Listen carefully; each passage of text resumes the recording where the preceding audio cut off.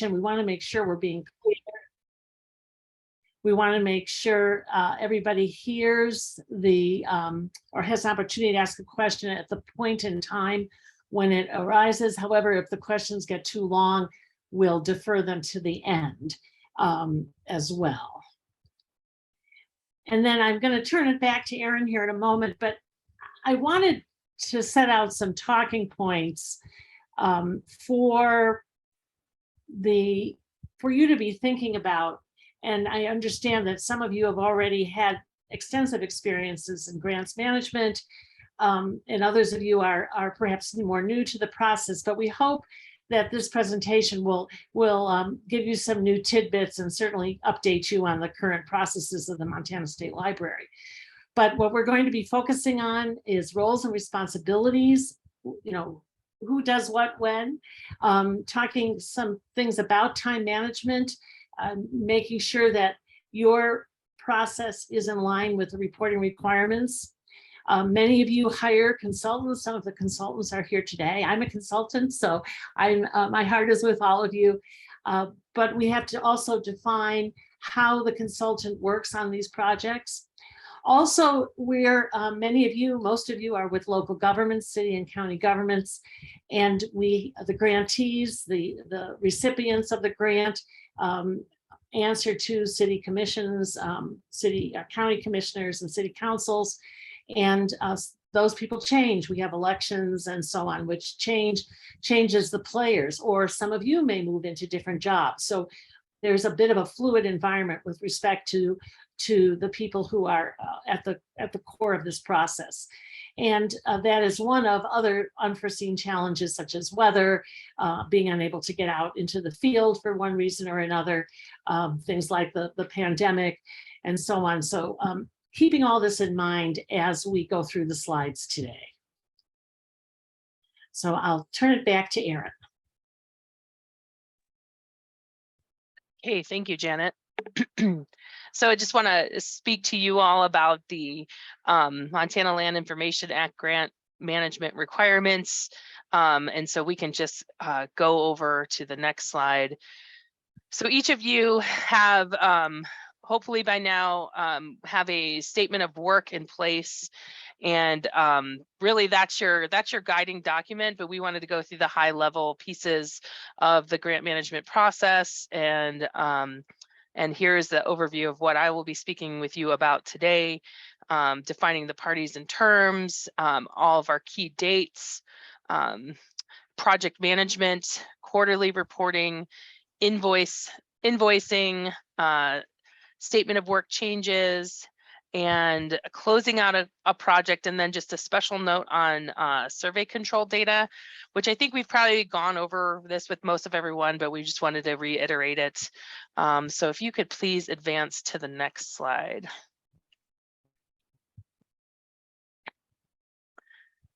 So again, these are meant to be a high-level overview of our grant process. The Montana Land Information Act was started about in 2005, and from that, a grant program was created. And basically, this funding comes from county recordation fees, and you can see that the code annotated is in there if you'd like to look it up. These are not federal monies. That's one of the first things that your financial folks are probably going to ask you when you're submitting invoices to us or receiving invoices, reimbursements for grants. It is not federal money. It is county collected funds that goes into the Montana Land Information account. So another very important piece of the Montana Land Information Act grant program, and then just the act itself, is that all data and products that are created or updated with these funds must be made publicly available by you, the grant recipient, and registered with the Montana, the GIS data list. If applicable, if you're submitting a data set that's going to be incorporated into an MSDI statewide data set, we'll be doing that for you. And so we make that pretty clear in the grant application, or excuse me, not the grant application, the grant SOW itself. and we can, if you have questions on that, we can work with you.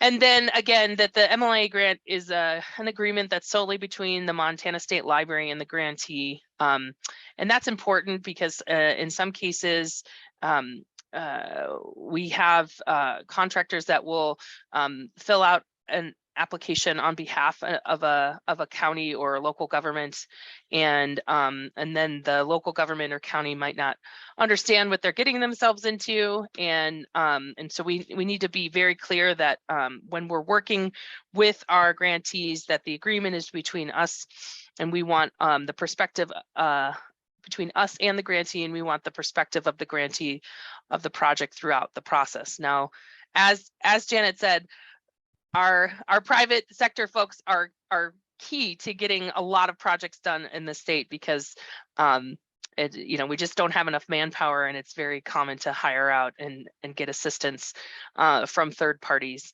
And we welcome you as a part of this process, and we welcome you into meetings and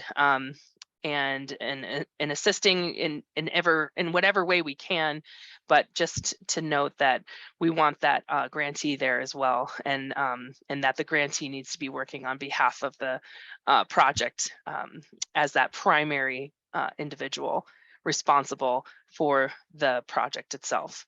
So Janet, do you want to go ahead move on to the next? Sorry. Oh, I think you're correct. Yep. Yeah, good. Okay, so this the language at the top, the statement of work is made and entered into by and between the Montana State Library agency and Teton County. We left that in there as an example, also referred to in this SOW as the contractor. So for the purposes of these slides, we're just going to call the grantee the person or individual that we're giving the grant to. We're going to call you the grantee, but in your contract, if you have a question about it, the organization that we're granting out to is actually referred to as the contractor. And so I just wanted to make that clear when you're reading that statement of work, that the grantee is referred to as the contractor. We'll probably make adjustments to that in the future and change that over to grantee language, but just so you know, so you're not confused when you are reading your statements of work. Just a note on that, Erin, that I think it's a good point to make, that the grantee is doing work on behalf of the people of Montana. So essentially you are a contractor to the state. So it's I think that's the basis of that language. Absolutely. Yeah, thanks, Janet. And the agency is referred to as the Montana State Library. Then we have two defined project managers, a primary and a secondary. And Janet spoke to the fluidity of the grant process or projects in local and state government and how things can change often. And so a few years ago, we asked all grantees to identify a secondary project manager, and we've invited all primary and secondary project managers here today, just because we've had things change and it's difficult sometimes to get a hold of grantees when something happens and someone leaves an organization. And then the agency's project manager. So we ask you all to take a look at your contract, and you will see which MSL staff member has been assigned as a project manager. So we've changed that this year. So in the past, I was the project manager defined on all of the grants, and we've kind of decided to divide and conquer and put folks who have an area of expertise in certain things as that project manager. So Michael Fashway, who's on the call today, he'll be managing some of the new FY 2023 Next Gen 911 themed grants. And then Matt Trebish, he'll be managing some of the, I think we would call them capacity building grants, and I'll still be managing some of the PLSS grants and some others. So, so some of you will be seeing new faces in this year's FY 2023 grants. The 2022 grants, we're going to kind of keep on as usual. We have not changed those, and so I'll continue to be your project manager. Invoicing. So we only pay based on a reimbursement of funds. So funds have to be expended on the project, and then you can request you can request a reimbursement for those funds. And we're going to get into these in more depth. And then MLIA grant contract number. So you'll probably see this on the front page of your SOW, and we will refer to that when naming documents that we send you. So MLIA 2023 underscore XX, that's going to be the number or rank that was the grant was ranked in the original process of awarding grants. And that's some of our terms. So we'll just go ahead and pop on over to the next slide, please. So it's important to have grant project key dates in your calendars. And so we're just going to review some of these key dates. This is a year-long grant, and if it started in July of 2022, it's for fiscal year FY 2023. It goes to mid-June. And the reason why we don't give you a full, it's ending in mid-June, is because we have to do some processing and closing out of the fiscal year, checking in data, and we have dates the state has to abide by to expend money by before an amendment process would be triggered. And so that's why we give you to mid-June to get everything completed. We'll talk about extensions, but when a grant is awarded for the fiscal year it's in, it usually goes from that July 1, which is the start of the state fiscal year, to the following mid-June. We asked for quarterly reporting. And so this year we've got this grant year, FY 2023, there is the October 10th, 2022 quarterly report that will be due. That will be your first quarterly report if you have a 2023 grant. If you have a 2022 grant or a 2021 grant and you're in an extension, we asked you all to kind of hold off because we'll get to the no longer using Amplifund, but we're creating a process, a more simple process to submitting quarterly reports. Otherwise, you had one that was due on July 10th. We're going to ask for that to be submitted in August, and we'll follow up with you on that. If you do not close out your project prior to that, then you'll just follow this regular scheduled dates here of quarterly reporting. So if you are an extended grant, you have one, or an off-cycle grant, you have one due in August, and then you will follow these 3 dates. And if you are starting one, your first report will be due on October 10th. You can report, or excuse me, you can request project invoicing monthly. We don't have a specific date on when those are due, just as long as they are submitted.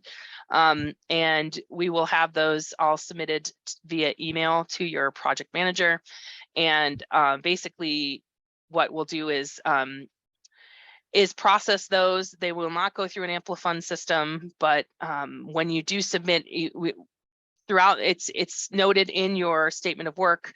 But as long as you follow the rules of submitting only once a month, and your total submitted cannot exceed the 80% of the grant project until the project is completely closed out. And so we hold on to 20% until project closeout. Once project closeout is completed, we can fulfill that final 20% of the grant request.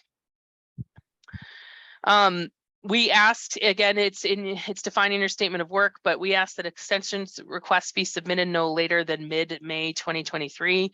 If you're on an off-cycle grant, your request for extensions might be a little different, so I'd refer to that. Your data deliverables, again, and final report are due mid-June.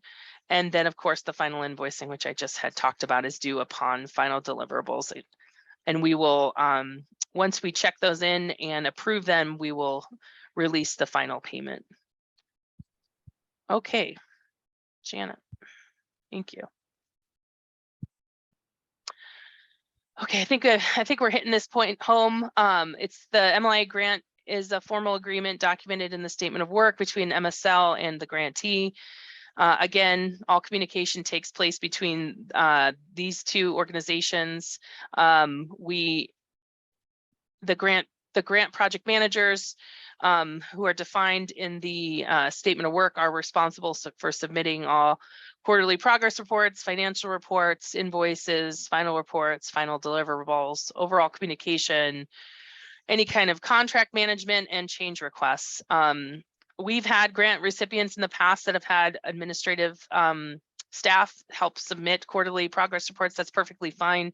It's just that if a quarterly progress report hasn't been submitted or something's missing, we're gonna contact the project manager. So we ask that everything is submitted by the grantee itself, but if you want to have staff assist in the submittal, that's fine.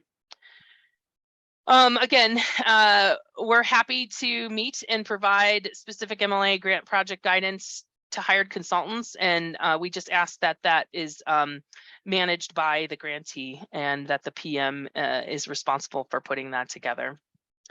So any questions, you can raise your hand or ask in the chat.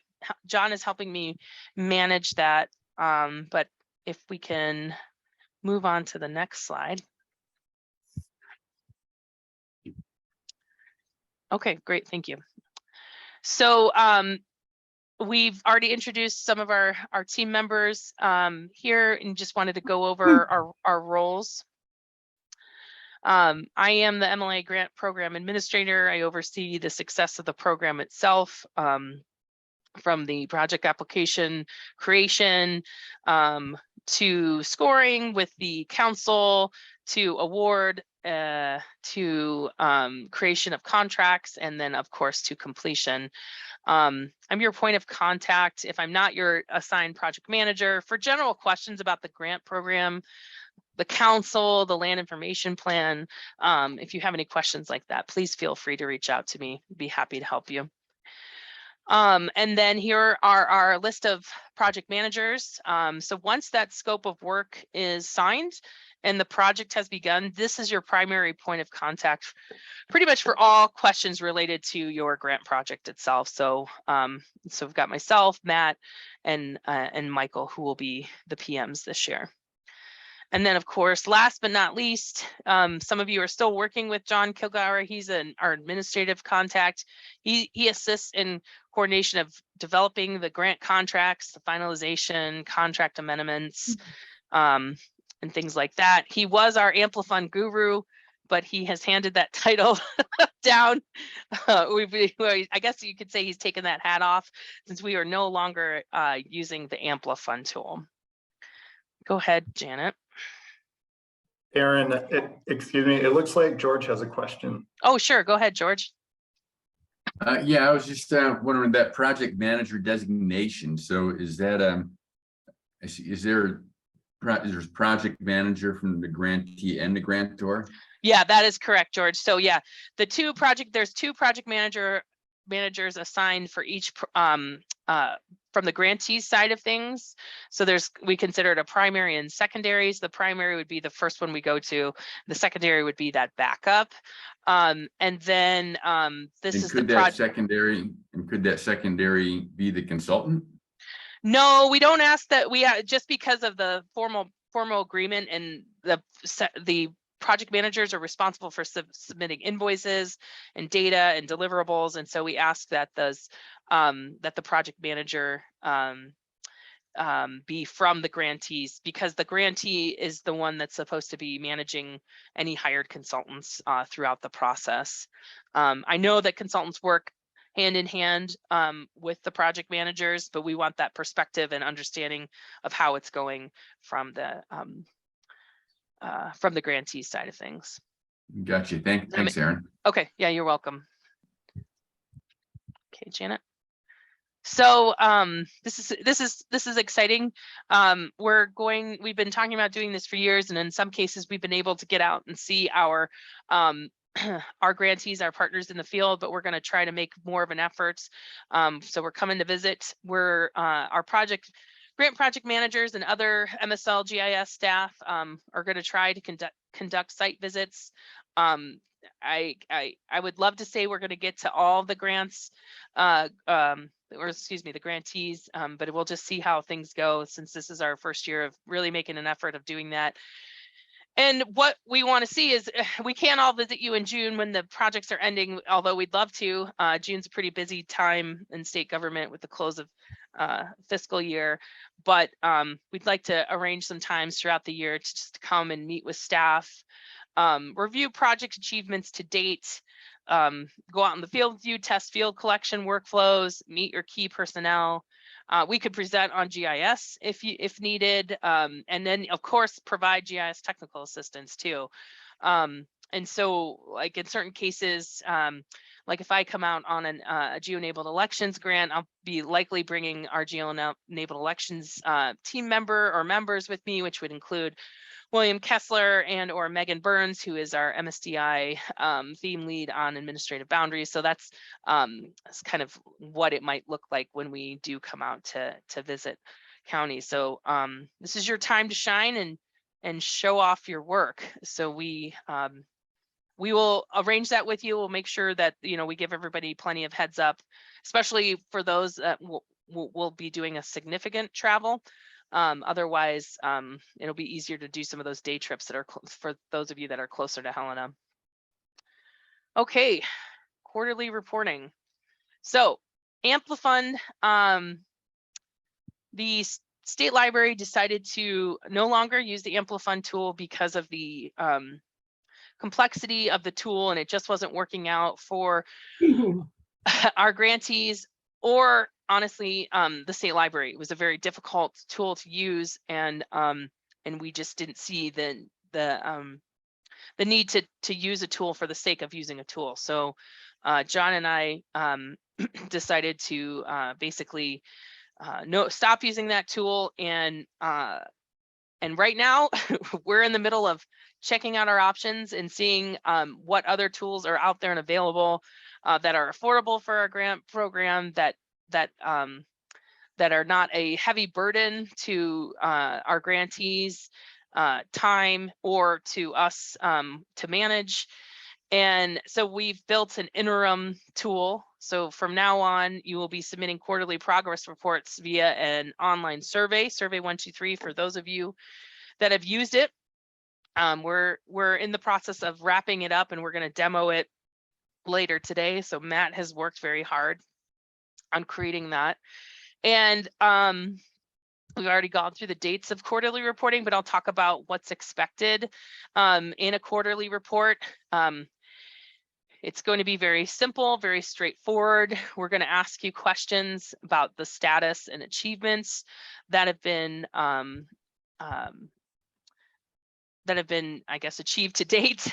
And we're going to ask about project management, key personnel changes, any kind of project issues that the grantee would like to report, deviations from schedule. And then we're going to ask you to submit your financial reporting through this process as well. So basically spending to date, and then budget concerns, any kind of budget concerns you have. So it'll be a mix of drop downs, qualitative and quantitative information, but a lot more straightforward than years past. We've had one grantee test it, and I don't think we've taken the time to measure how long it takes, but I know it will be a lot less time than submitting past quarterly reports through web grants and or through Amplifund. And you also have the ability to upload supporting documentation. So if you want to upload a status map, you want to upload media like a photo or video that you've taken, anything else, we'll have the ability to upload documents to support your quarterly report. At this point, invoicing will not be uploaded through this quarterly report process, and we'll just ask you to email that moving forward. And any major, so the quarterly report is not if you report it, that means things will change automatically. If something is truly changing and it requires some sort of amendment, we ask that you request that and work with your project managers, and then that will trigger some sort of amendment process, and we can talk further about that in future slides. Thank you. Okay, so again, invoicing to request funds. Basically, you're going to have to invoice the state library for the reimbursement of approved project costs that have already been spent. And all of you should, this grant budget summary should look familiar to you. And basically, we have categorized the funding here. And when you make your request for funding, we ask that you follow the categories and stay within those limits. We ask that your organizations, you use your organization's standard invoicing templates. Again, you can make these requests monthly, and the total request cannot exceed 80% of the granted funds until the approval, the final approval of the project. We ask that you check your math and carefully review all invoicing from your hired consultants. Make sure that dates align, amounts align. We do a pretty good check, a deep dive on invoicing that comes in. If we see something that's changed, or if we find a small error, even in the pennies, we have to stop everything, go back to you and point that out and have things fixed. So it's really important that you try to make everything perfect before sending it over to us. We ask that a line item be provided for each expense, and then that you also provide supporting documentation. So let's say you travel to the MAGIP conference, and you also have an invoice from your contractor, and you get to charge your time for the MAGIP conference. So you would line item that out for each one of those. And then, of course, provide that supporting documentation, which would be any kind of receipts or invoices received from the contractor for work that's been provided. And then I could talk about personnel here in a second. And again, it's important to follow those categories. Those are approved. And if anything were to change, it has to actually be an amendment to the contract. We cannot switch funding between categories, unfortunately, for the funding that we have granted. In-kind, applicant cash, other cash, partner funding, if it switches, that's fine. That does not trigger an amendment, but anything that involving funding, changing, let's say, from personnel to contractual, we actually have to go through the amendment process and amend the contract. I think we can move on to the next slide. This is an example. This, I think, kind of trips people up for documenting personnel and travel. If you have some sort of standard form where it includes all the, or I'm sorry, this slide is wrong. It should not say travel on this slide. It should just say personnel. I found an error. So when you're requesting funding for personnel and fringe, we ask that you document the employee title, the dates of work completed, the hours worked, the hourly rate, and a short description of the work completed.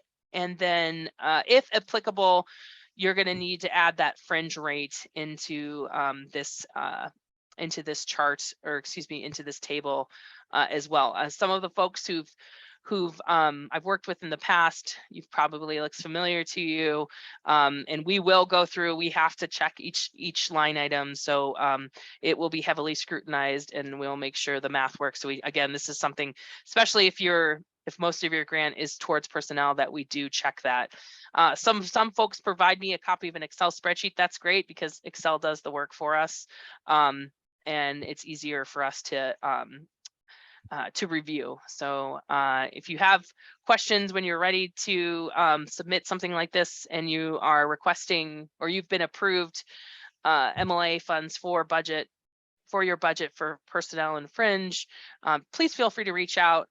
For those of you that have already submitted these to us, I think you know that we don't have issues, and we've been working, it's been working well. So go ahead and go on to the next slide.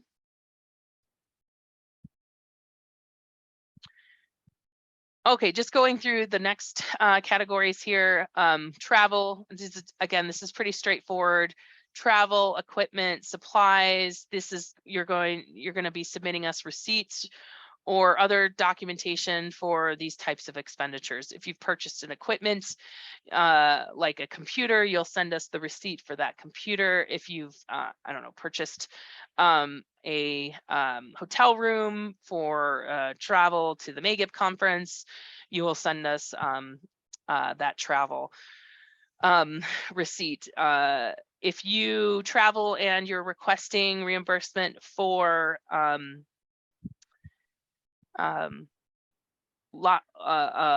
miles traveled and you want the mileage reimbursement, we ask you to keep a log for that. Whatever your local government approves or recommends, we would be fine with that. And John, do you have any other statements on that when it comes to travel with actual submitting mileage?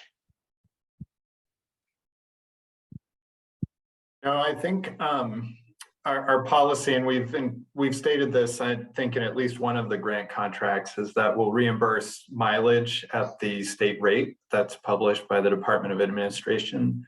I think as long as we can have some documentation of mileage traveled, so a mileage log or something of that nature, would be really helpful for us to have. Yeah, thank you. And then contractual, that's typically invoices from your hired consultant for the work that's been completed. Okay.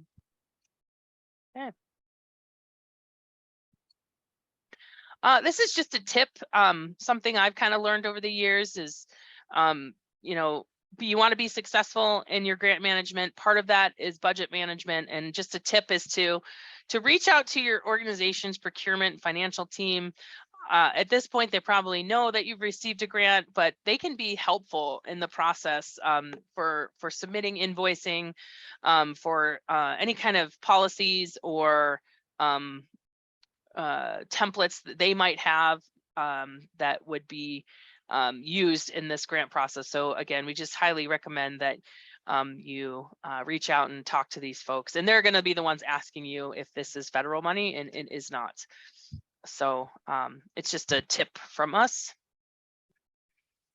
Okay, moving on to scope of work changes, or statement of work, not scope of work, excuse me.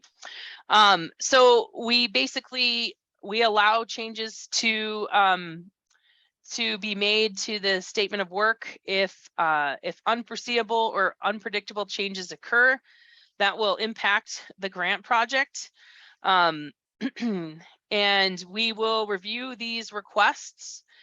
We have to make sure that it's going to be a reasonable request. It follows our policies and law, of course. And I think the real big one is it doesn't change the original spirit or intent of the grant itself. So let's say you wanted to get and you wanted to change you're going to do transportation, you're going to collect road features, and something has happened.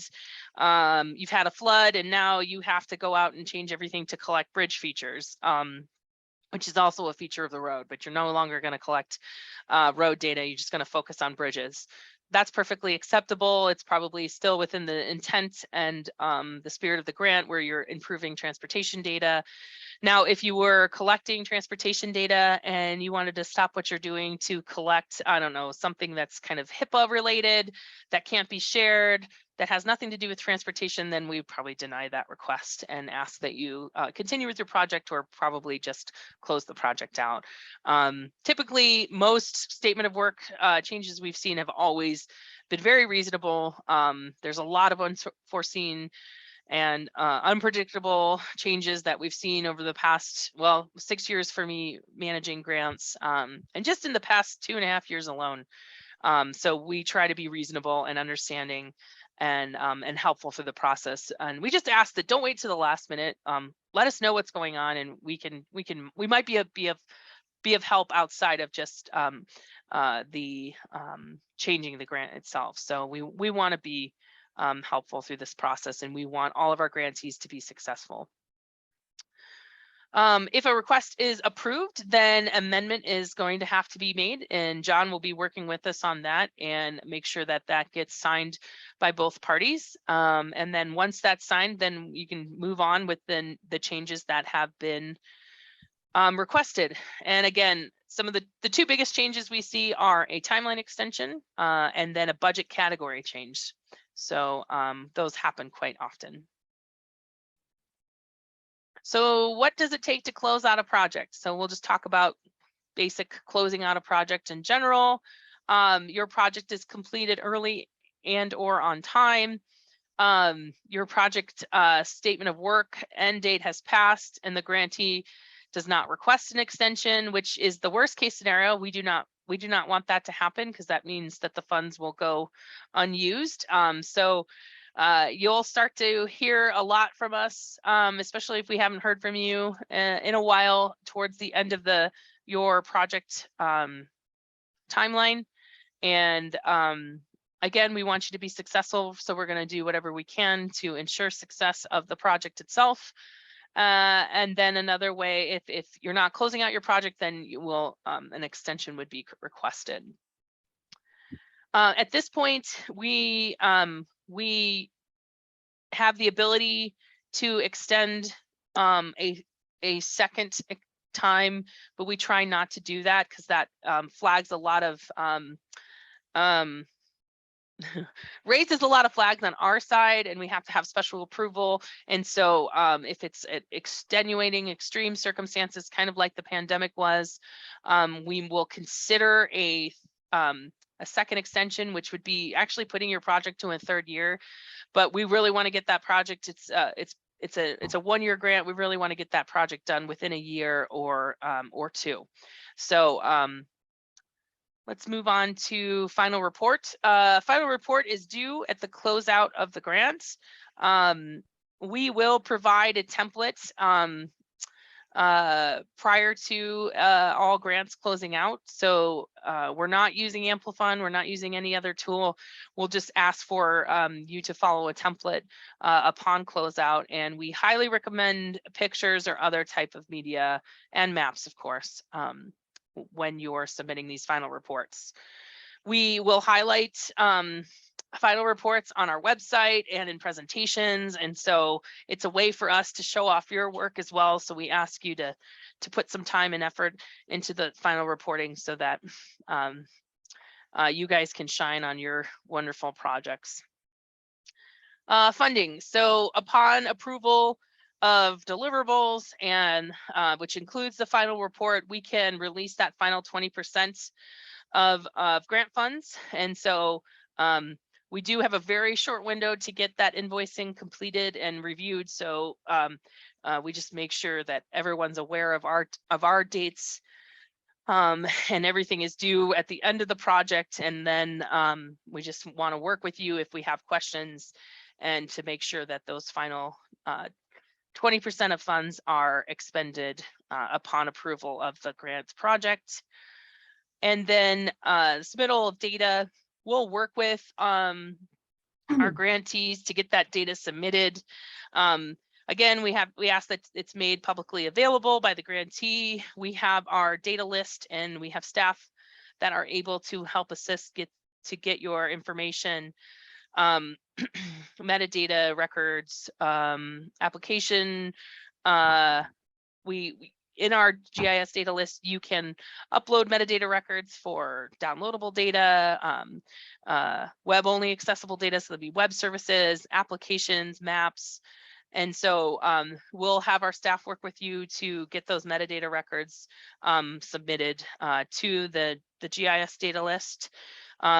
Your agency project manager will help work to get all of your data submitted and give you the locations for you to drop the data. In this past 2 years, we've been using Teams and SharePoint. That seems to be working quite well. It's just a folder we dump the final deliverables into. And then, of course, there are some instances where your final deliverable might be a web map. So clearly you're not going to be submitting that in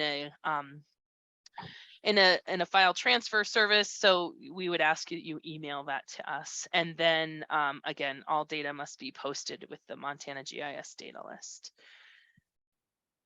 Next. Okay, so I just wanted to talk briefly about the submittal requirements. I think everyone is pretty well aware of this, that has a grant that's going to be collecting survey control data. And so Janet, if you want to go on to the next slide. Thank you. So as a part of the application process, we ask you to submit us an area of interest and also a list of points that you are thinking about collecting for your areas, whether it's, excuse me, your organization, whether you're state or county or city. And through that process, we start the internal review of that data to make sure that we're not recollecting data. That's a very expensive process to go through. And then also so we can find alternative points. Some of you that are in the middle of the process, you know that not all points can be collected, as ideal as they may be. So we like to have a list of alternate data collection points. And so we just ask that before that project, once your statement of work is approved and the project can begin, if you're only collecting survey control, we need to make sure that we finalize that list of points. And so for those of you that just signed, we'll be reaching out. I'll be contacting you with Jeff Hedstrom. He's our cadastral MSDI theme lead. I think most of our projects were pretty clear on, we know what we're collecting. We know our areas of interest, especially for those of your grantees you're in year 2 or 3. So I just wanted to make that clear, is that we need to get that finalized before you give the go ahead for your hired surveyors to get out into the field and collect that information. And then we ask for a digital copy of the certified corner recordation documents for all control surveyed, for all collected survey control points. And we ask that that be submitted in a digital format prior to the closeout of a grant. And then there's just a few more on the next slide, Janet.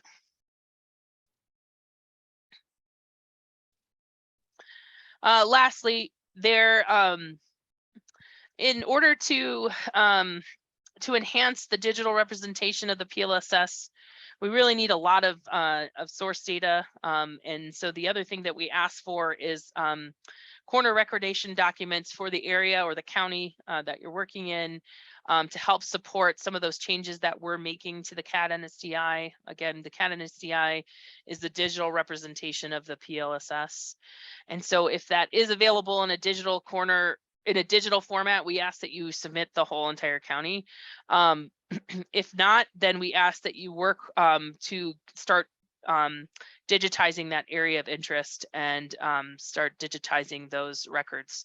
We have sent teams out in the past to go and pull data from counties if possible. And I would ask that if you need assistance, just reach out, let us know. Otherwise, I think this is pretty straightforward, and I don't think anyone's starting a new grant. Most of you are on a second year or who have been in your grant for at least a few months and understand this process. Next slide. Okay, questions. I guess to reiterate, no, we are not using Amplifund. We're going to use the survey tool, which Matt will demo.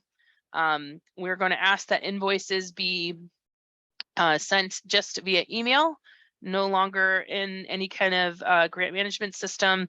And that survey tool is what you'll be using. That's the only tool we'll ask you to utilize in the future for this. Aaron, George has raised his hand. Okay, George. Sorry, didn't mean to interrupt you. No, go ahead. But just a comment on your last point about digitizing the corner records. Yeah. So, and what if there are no corner records for a corner? Oh yeah, these are existing. Yeah, these are existing documents in the county. So this is And this is the points that you're not collecting and that could support a shift in the information. Michael, did you want to expand upon that at all? Well, and I mean, if you're collecting a point, if you're setting up and observing a control point, and it's one that you have found that doesn't have a supporting corner record for it, then you really can't submit a corner record unless you create one. Right. I do believe that we require the corner records if for all points to be created. And I'm waiting for Michael to pipe in here. Yeah, creating a corner record that adds significantly to the expense for sure for the consultant.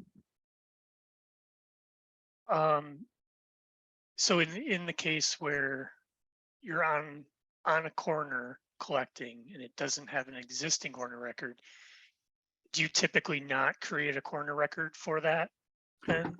Or Well, if I was using that in a survey, if I was going to record a survey for it for another project for a boundary survey or something like that, and I was using that corner for that project, then I'm actually required by statute to file a corner record on it. But for something like this, where you're really not using it for any recorded document or something like that, you know, I don't think that statute applies. I see. Yeah, I guess that's a good question. Maybe we'll Let's talk about it. Yeah, we'll talk about it internally, George. And Dan Staley sits on the council. He's the Marls rep. Mhm. And maybe we'll ping him and maybe just CC you in an exchange and talk more about this. But we just to see if that is a true requirement. I think it is, but if it's going to add more expense, then let's just talk about that offline. Yeah. But Okay. the any other kind of records that are out there that have been recorded, we like to use because we'll use those in the actual updating of the PLSS and the shifting that goes on, just as reference documents. Sure, and I think it's rare that you would collect a corner that doesn't have a corner record, because that's almost how you choose which corners to go to, is ones that have corner records, so that you know that they're there. Right. And even if the county doesn't have them digitized, you're bringing back paper copies and the surveyor scanning them in too. So the county may not have them digitized, but the surveyor should still be able to give you a digitized copy that they've scanned in. Yeah, and we a few years ago, gosh, it's more than a few now, maybe 7 or 8 years ago, there was a big shift that we wanted to do with, we got some funding from, I think the BLM, anyway, it was the federal funding, and we sent a bunch of analysts up to the northeast corner of the state, and they basically went to the county courthouses and digitized they just scanned all their corner records, because those counties were off by like a couple 100 feet. And so that was a big process that was paid for by the feds. So that those records are kind of like our supporting documentation to make those shifts. Mm-hmm. But we'll follow up with you, George. Thank you. Any other questions?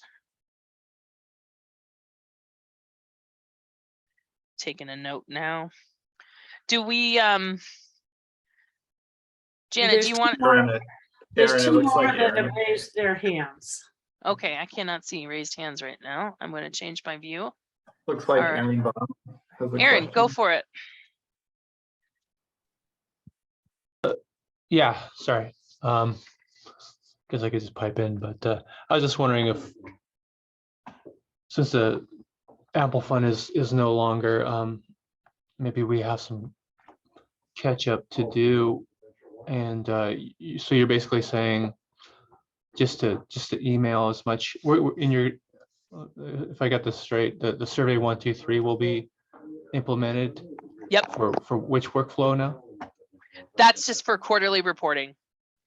Okay, So, yeah, so in the past, Amplifund really had it complicated where you defined all your tasks and you had to update all your tasks, then you had to report on your tasks in a quarterly report. And then, and so this time around, what we're asking is just, instead of reporting on tasks, we're just asking you to report on your entire project. And so you'll be able to provide that update in the survey 123 report form that we're going to be sending out. And so at this point, we're still in development and we're just tweaking it. Matt's going to demo it here in the next, well, in this presentation. And we're hoping to send that out to all the current extended grantees next week, and then ask for that report to be completed by the following, the 11th. So it's pushing back that report that was due by 1 month. oh, so the monthly financial things will kind of be all part and parcel with that. No more Process. no more monthly reporting for Right. financial. And so we'll ask that for quarterly reporting. So spending to date each quarter will that's what we're asking for. Janet will go through and talk about coming up about tracking your spending. I would recommend that you still continue to track your monthly spending. I think that's important. But we're not going to require monthly reporting on funding, only quarterly. Great, thanks. Yeah, we're trying to, like I said, we're trying to simplify. All right. Janet, are we good on a break? Does we've been here for about an hour. Yeah, was there one more question? Let's I see. thought there was 2 hands up. No.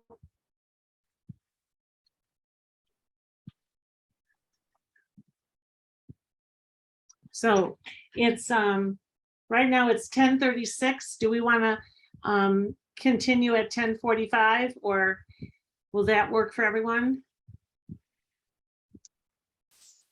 People want a short break, or do you want to keep Or do you going? want to keep going?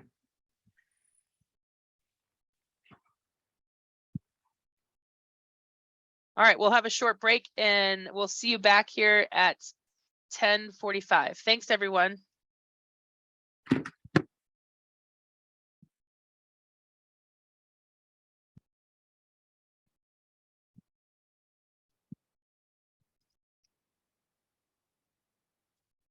Okay, I'm starting recording again. I'm going to share my screen. All right. So can someone tell me if they can see my screen, which is a survey? Yes. See this? We- Okay, Yes. wonderful. Thank you. Okay, so one thing that I wanted to talk about as a requirement of submitting a survey, a quarterly report through this new tool that we're using, new to this quarterly reporting process. Some of you are using Survey 123 right now, is that you're actually going to need to authenticate you as a project manager through ArcGIS Online. And so if you do not have ArcGIS Online currently, you can, we will provide you with an account for the purposes of quarterly reporting. And so what I would ask for you to do is to fill out this survey. It's pretty short. It's pretty straightforward. It's basically asking you for your name, your organization, and then if you have a survey, excuse me, if you have an existing ArcGIS Online account. If you do not, then we're going to use the state system to create you an account username, which is formerly known as ePass and now known as Okta.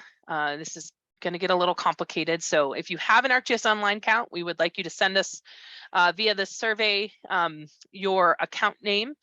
And then, so it's what you log into to get into ArcGIS Online. And if you do not, and you have a state ePass, now known, formerly known as ePass, now known as Okta account, we just ask that you identify that and we'll create that account through through Okta, the ArcGIS Online, the new ArcGIS Online account through the Montana State Library.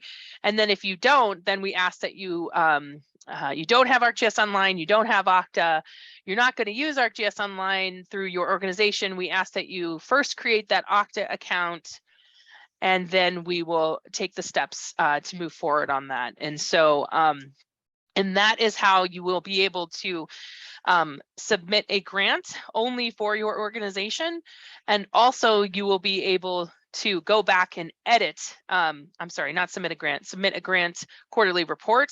And that's also how you'll be able to go back and make edits to that quarterly report if needed. And so typically when you're using survey software, it's a one and done. You don't need to authenticate through anything, but if you want to have the ability to go back and edit that, and we want to lock it down to grantees only, this is our way of authenticating through ArcGIS Online. So we will set up the backend groups needed to manage this process. We just need you to fill out this short survey so we can get things going. So and we'll follow up with you either way upon completion of the survey, whether you need an account or don't, just to verify that you're in our system and you're good to go, and might even ask you to do a test or two. So thank you, and we can go through this in further detail when Matt does his demo later, but I think that's all I wanted to share right now. So we do have some chat. All right. Oh, you're asked to sign into, okay, so something's going on with the survey. All right, let me figure out what to do to get the survey out for everyone right now. It looks like you guys are being asked to authenticate.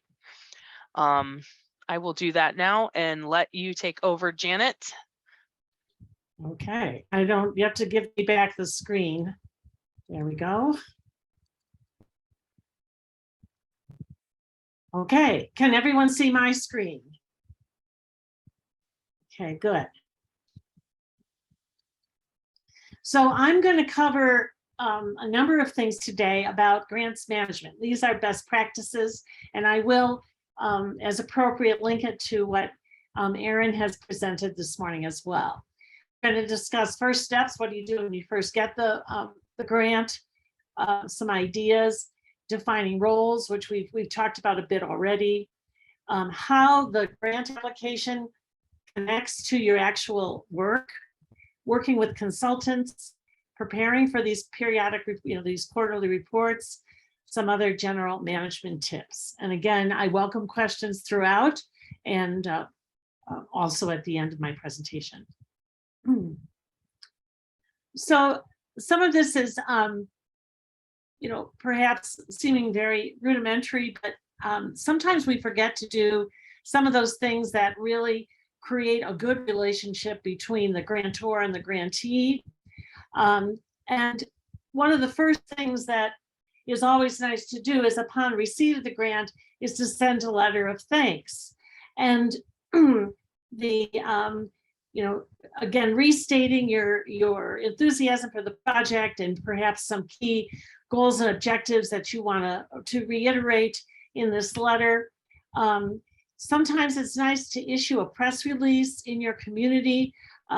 Many of our, much of Montana, I think this is true in much of Montana, that local newspapers, radio stations, Facebook pages for the community all really relish the idea of things to report. So typically you'll get a good response from those editors and site maintenance people to post something about your grant. The other thing that that I think is really key is notifying your Montana State Senator and Representative about the fact that you've received this grant. It helps in the long run to assure that a program like this continues, that we continue to get support from our state legislators. And in doing this, you've also alerted them to the good work you're doing locally. So I always think sometimes it's nice to, even as part of your press release, notify your senators and legislators in order, and representatives in order for them to perhaps make a comment about the program. And then if there, much of what you'll need to know is in your statement of work, and much of what Erin has already gone over. But again, are there any other fiscal requirements, anything that you need to have as part of this? I often teach this management piece to federal grantees where there are some specific certification and insurance requirements, but it is good to just check and double check that you have all of the necessary paperwork done.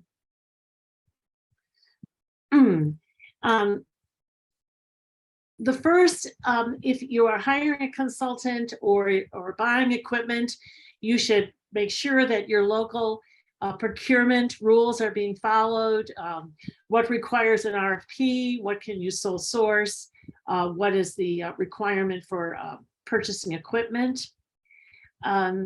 What is your internal requirements for expenses and receipts? You're going to be asking for reimbursement, but you will have to outlay that cash through your local government or your agency. And in doing that, you want to make sure that you're following your own invoicing rules. And then again, your reporting requirements, and then also any amendment procedures, which again, Erin has already covered.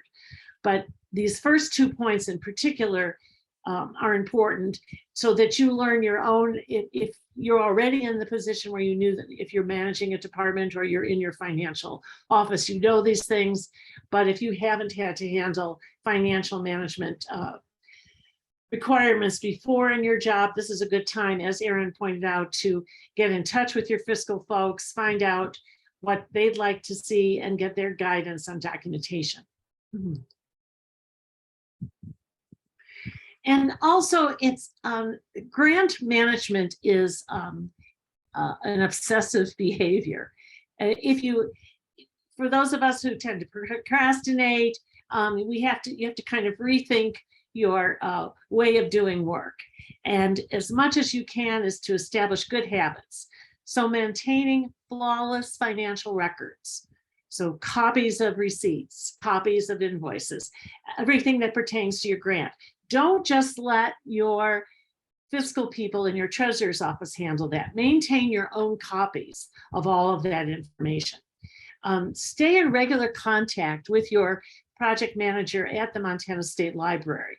That way you can address challenges as they arise rather than being taken by surprise. Establish good relationships so that those relationships will then serve you as you go through your process. And then make sure that you submit your reports on a timely basis. That makes it easier for everyone, not just in light of the current grant, but when you apply again at some future time. If you've been a good reporter, if you followed all your deadlines, you're more likely to be reviewed in a positive way for future grants.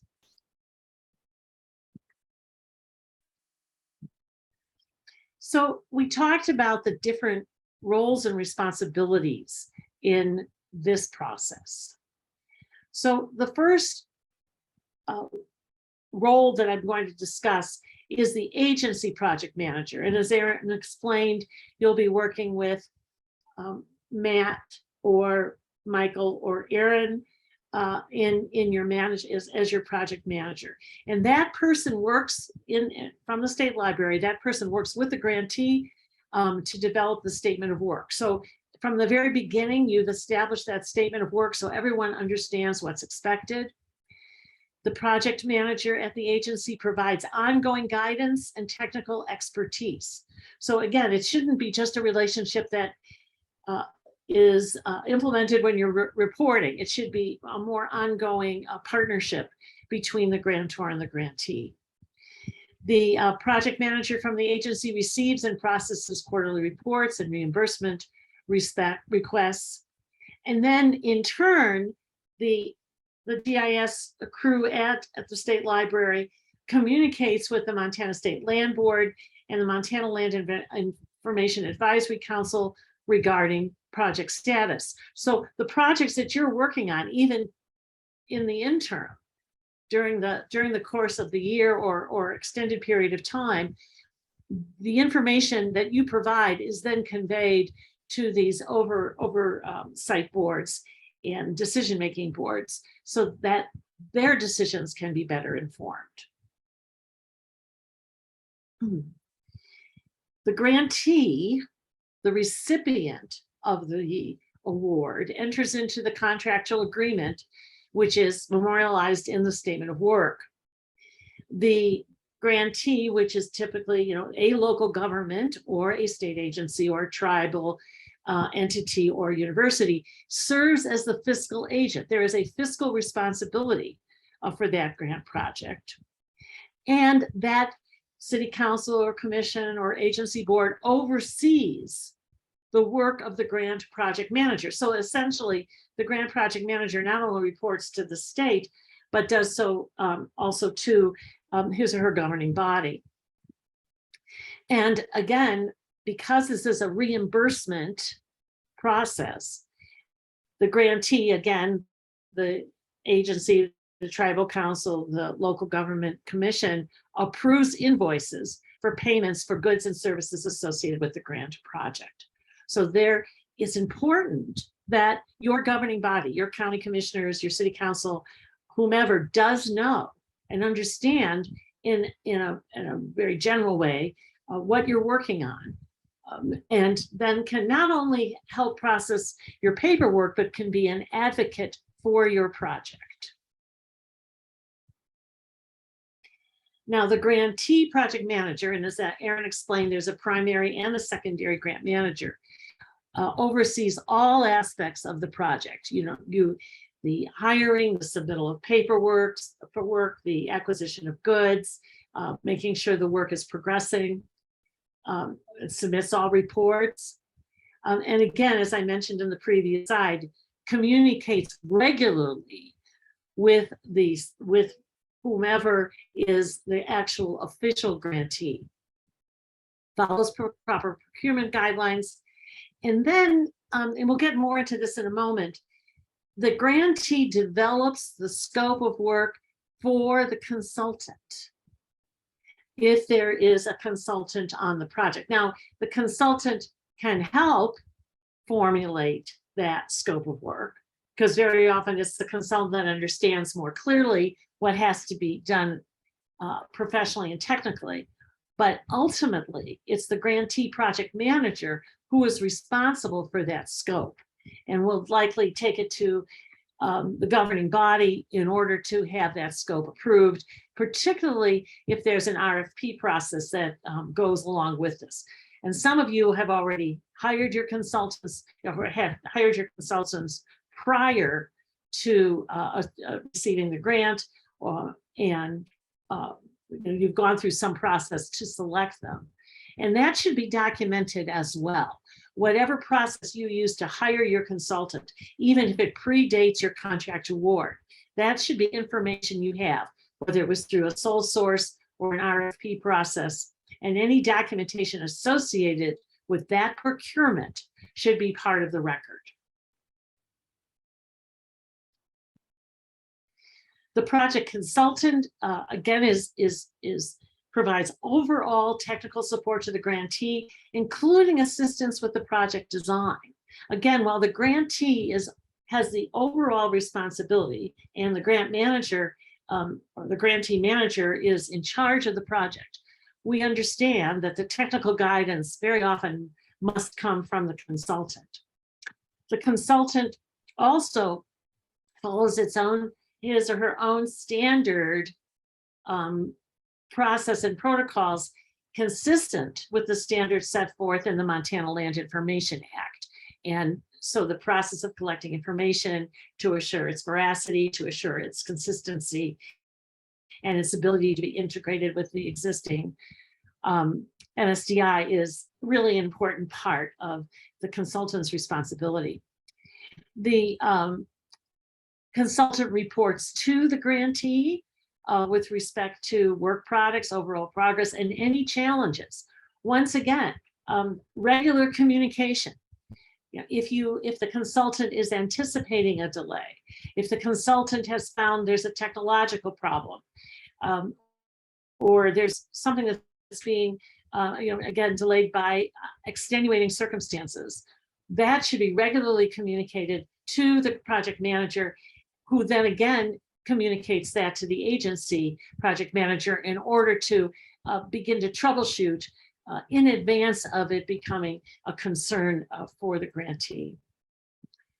And then while the grantee is responsible for submitting those reports, the consultant should be assisting the grantee in making sure that the grantee has all the information needed to prepare those quarterly reports for the state library.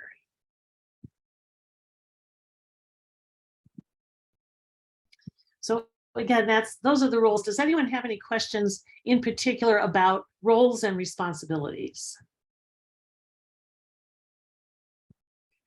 I'll just make a quick comment. Earlier, you said we report to the land board. I just want to make a clarification.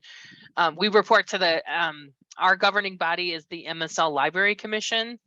Okay. And then it's the Land Information Advisory Council that gives us advice on the MLIA. We do not report directly to the land board. Just wanted to clarify that. Oh, good. Thank you. Thank you. Yeah, I no should have problem.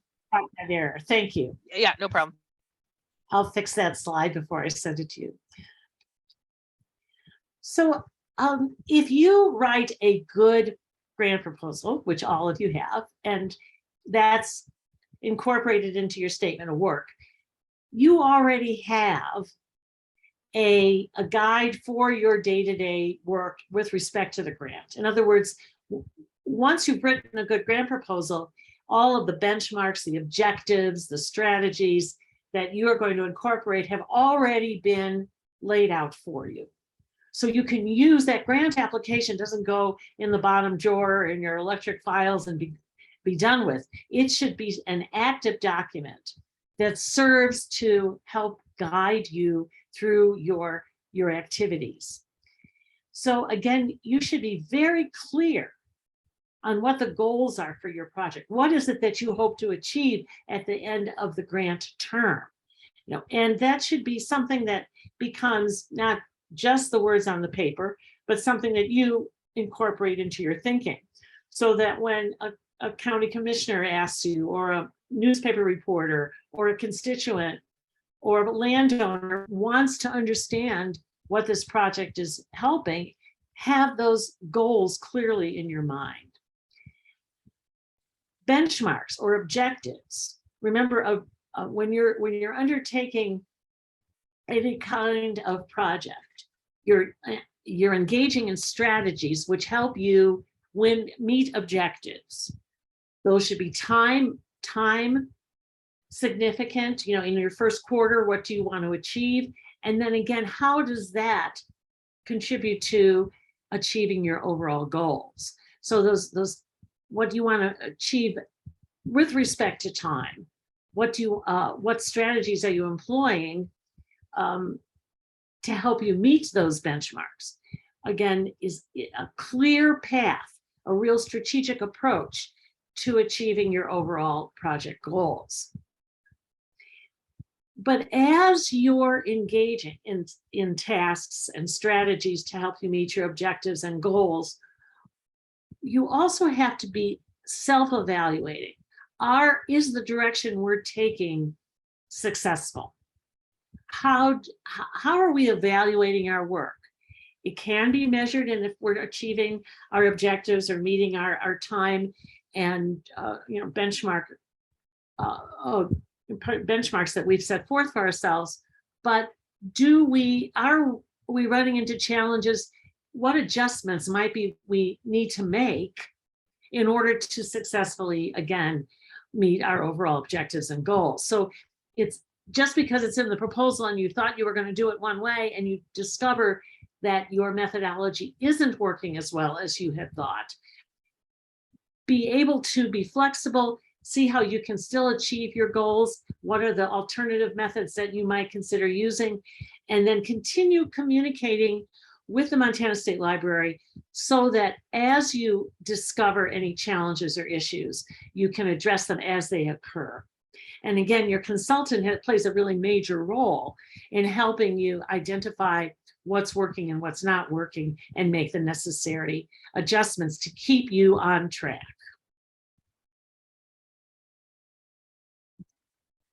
And again, thinking about that interaction with your local governing body, will you, not just when you need something paid for, will you come to your local government meeting or your agency meetings with progress reports?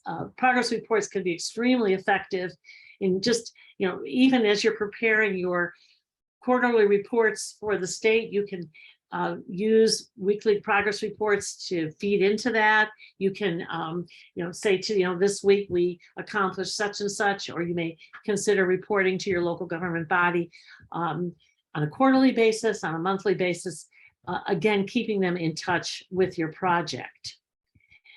If you have project partners, if you're working with, if your local government is working with other agencies or entities, how are you going to interact? Are you going to have partner meetings or discussion groups on a regular basis to inform everyone about how things are proceeding? And then what resources, again, do you need to implement those strategies, again, and how you procure them? So in other words, part of achieving your goals is that procurement process, which we've already talked about.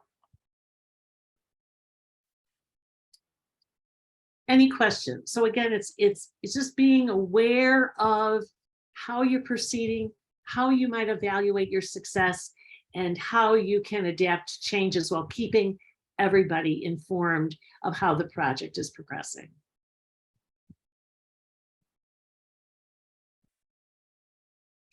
So some other ways of thinking about this.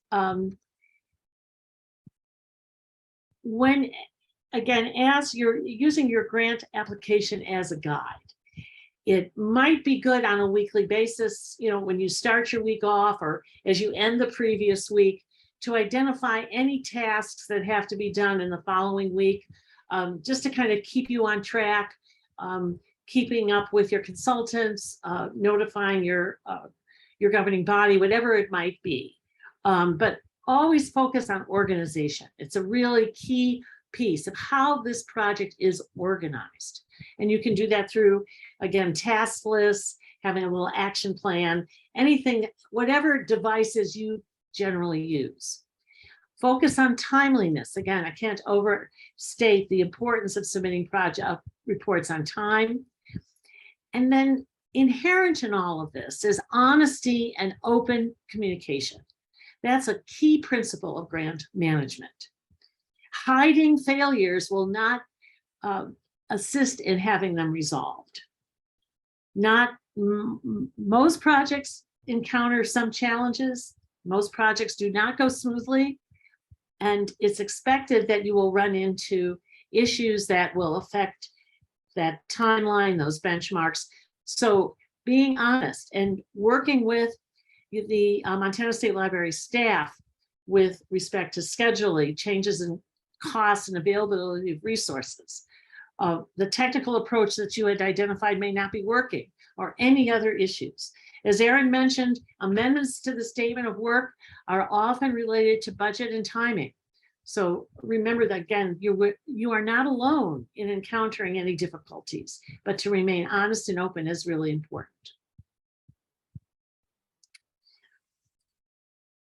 Part of the obsessive nature of grant management is documentation.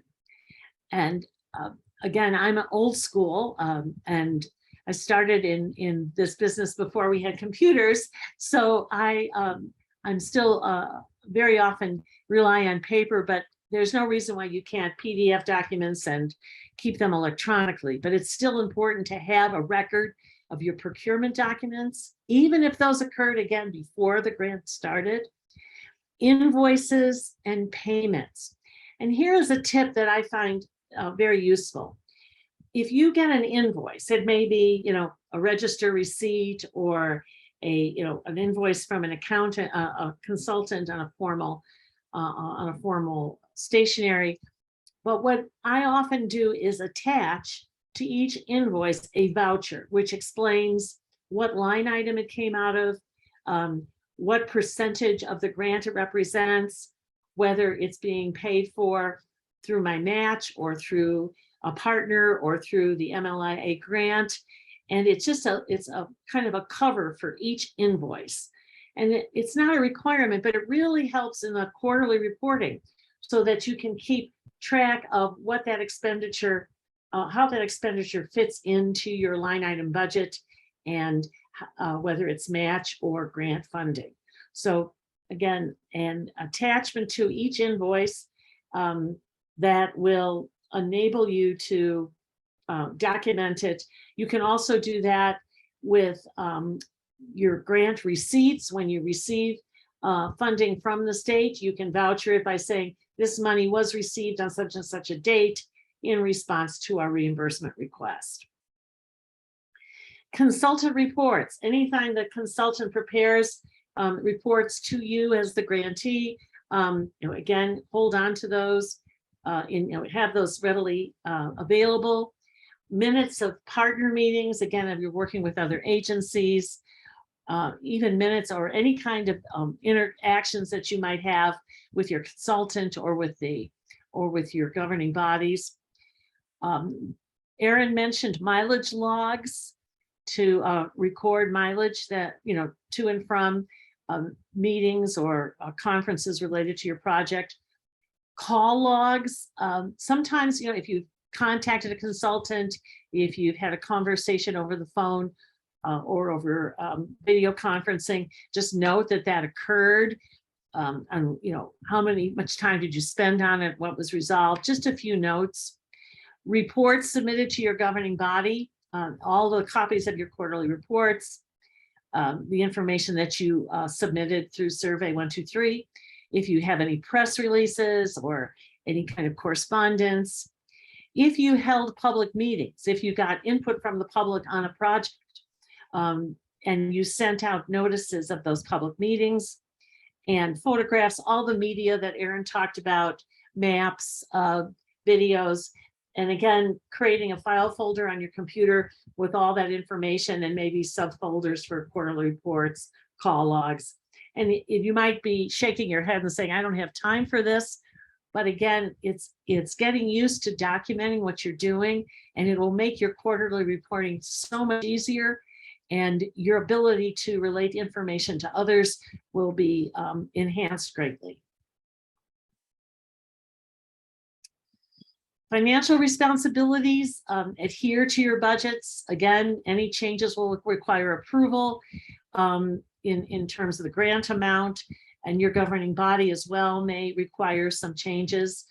As we said, document all transactions. Anytime money passes hands or is even in-kind contributions, for example, if you are documenting the time of staff as an in-kind contribution to your project, those, you can create, again, a really simple sheet where people can submit. I spent 2 hours on Thursday working on this project, just a sentence or two to describe it.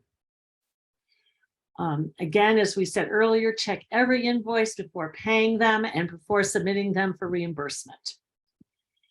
Again, engage in ethical practice. Remember, you represent your local government or agency, and you are in service to the people of the state of Montana who are funding your project or program.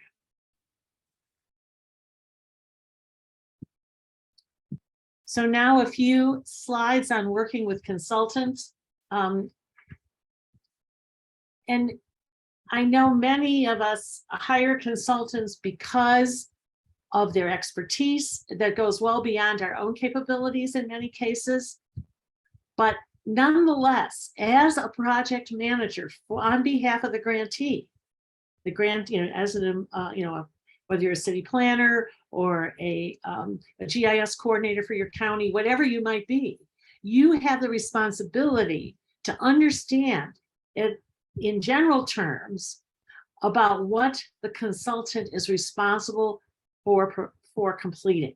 So understanding that, and sometimes it, again, the technology, the professional expertise of the consultant might be more than you understand, but you should at least, you know, we all have people working for us who are smarter than we are, but understanding that you are ultimately responsible for the work the consultant is performing. And again, the scope should be attached and made part of the contract that you have between your local government or agency and the consultant.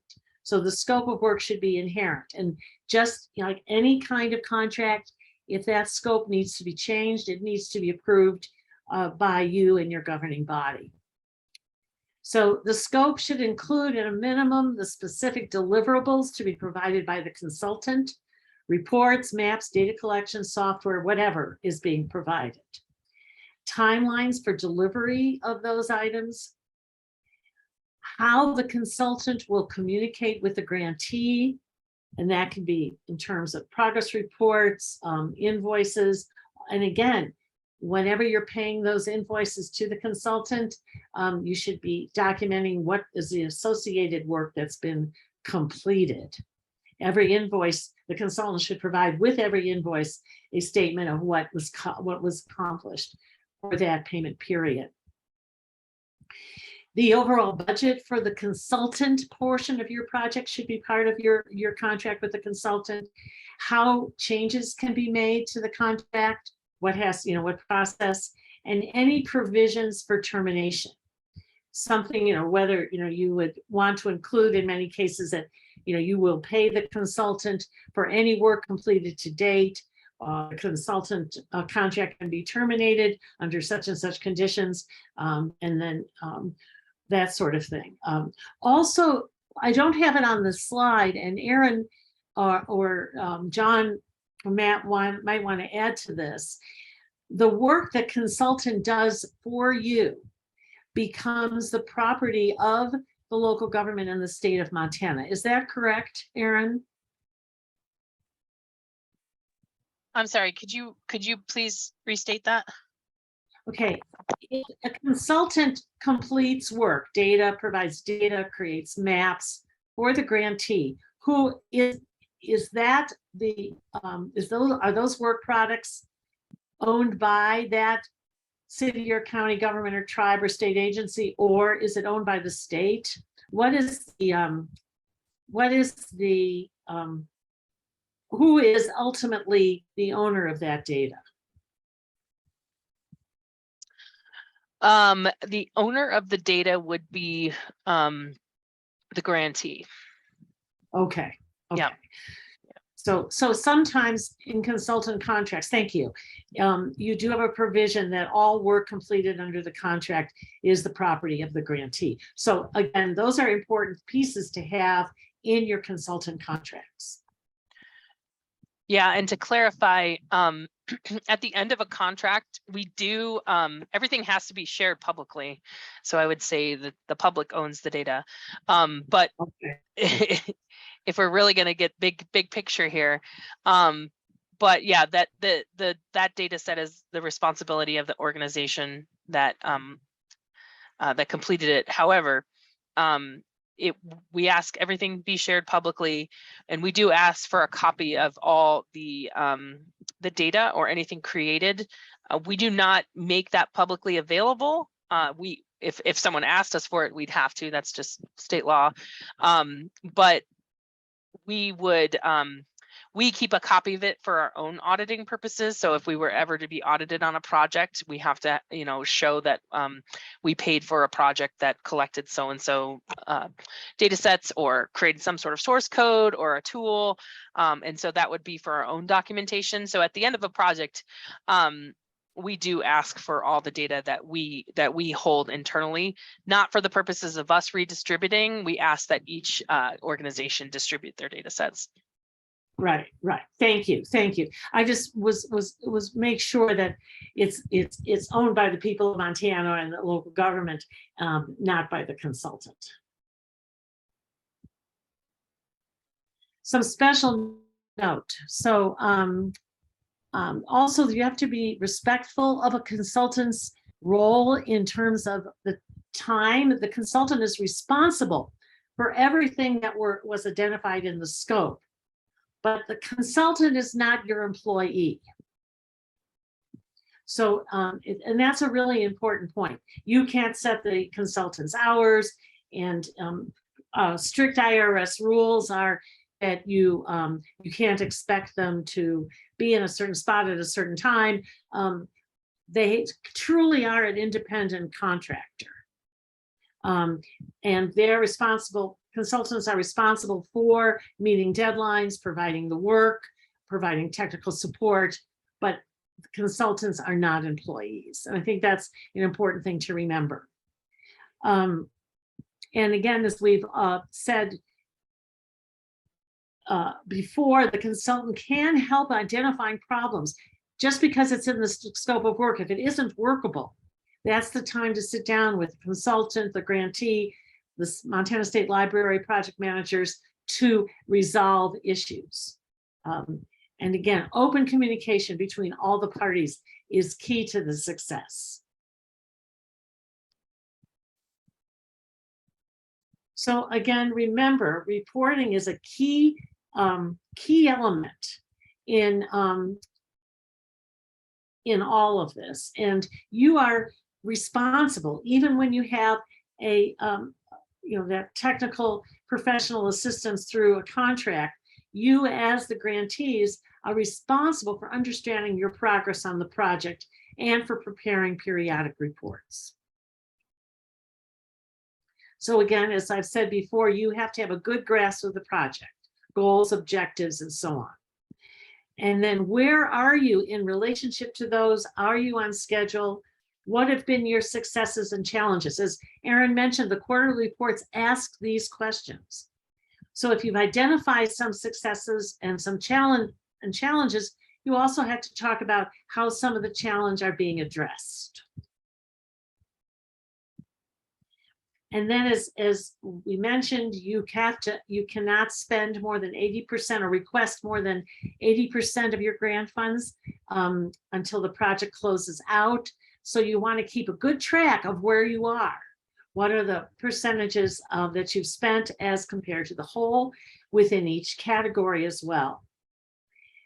Always be aware, what are the immediate next steps? What are the remaining tasks overall? Essentially kind of checking in where you are in your timeline. And what have you learned so far that can inform future projects, whether for you, your own entity or the state as a whole? So in other words, it's kind of this self-reflection. Where are you in this process? How are you doing? How are you addressing problems? And this is something, again, that shouldn't have to come together just when your quarterly report is due. It's something that you engage in, on a periodic basis throughout the project to kind of assess where you are. So in the course of all of this, as Erin mentioned, the State Library is going to be initiating site visits.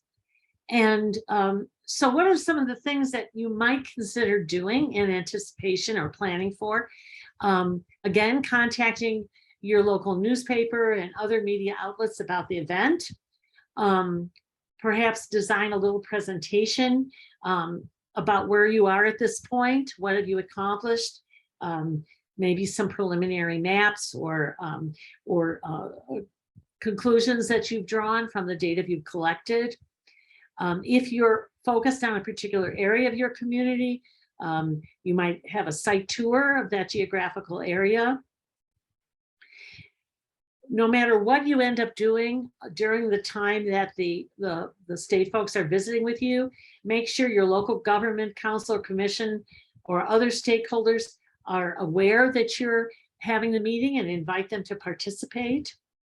And then again, remember, even if you have multiple projects going on, this, or particularly perhaps if you have multiple projects going on, A site visit can offer you an opportunity to showcase all your efforts, even projects that maybe have closed out and you've completed them, saying, by the way, the grant you gave us 3 years ago has enabled us to do X, Y, and Z.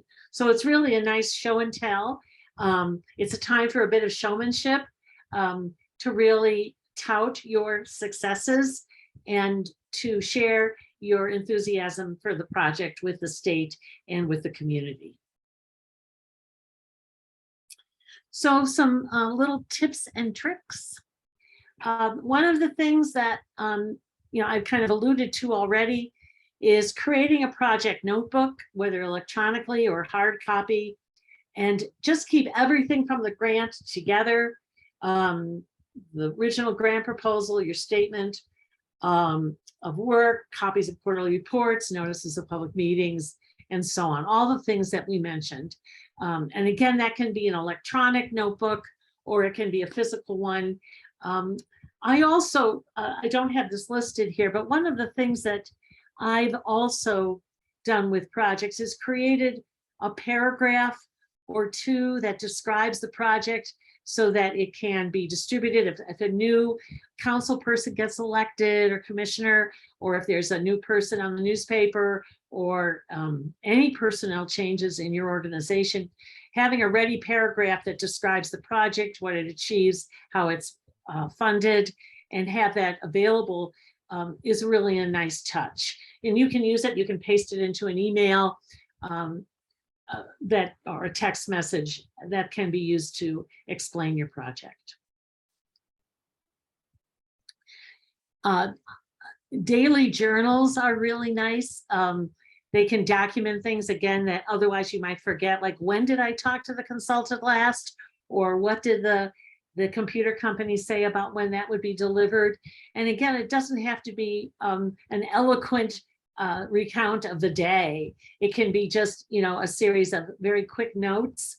I find doing this at the end of my day really helps me also separate work from home by just writing down what I did that day with respect to a project, and maybe adding a few bullets of things I want to do in the next week.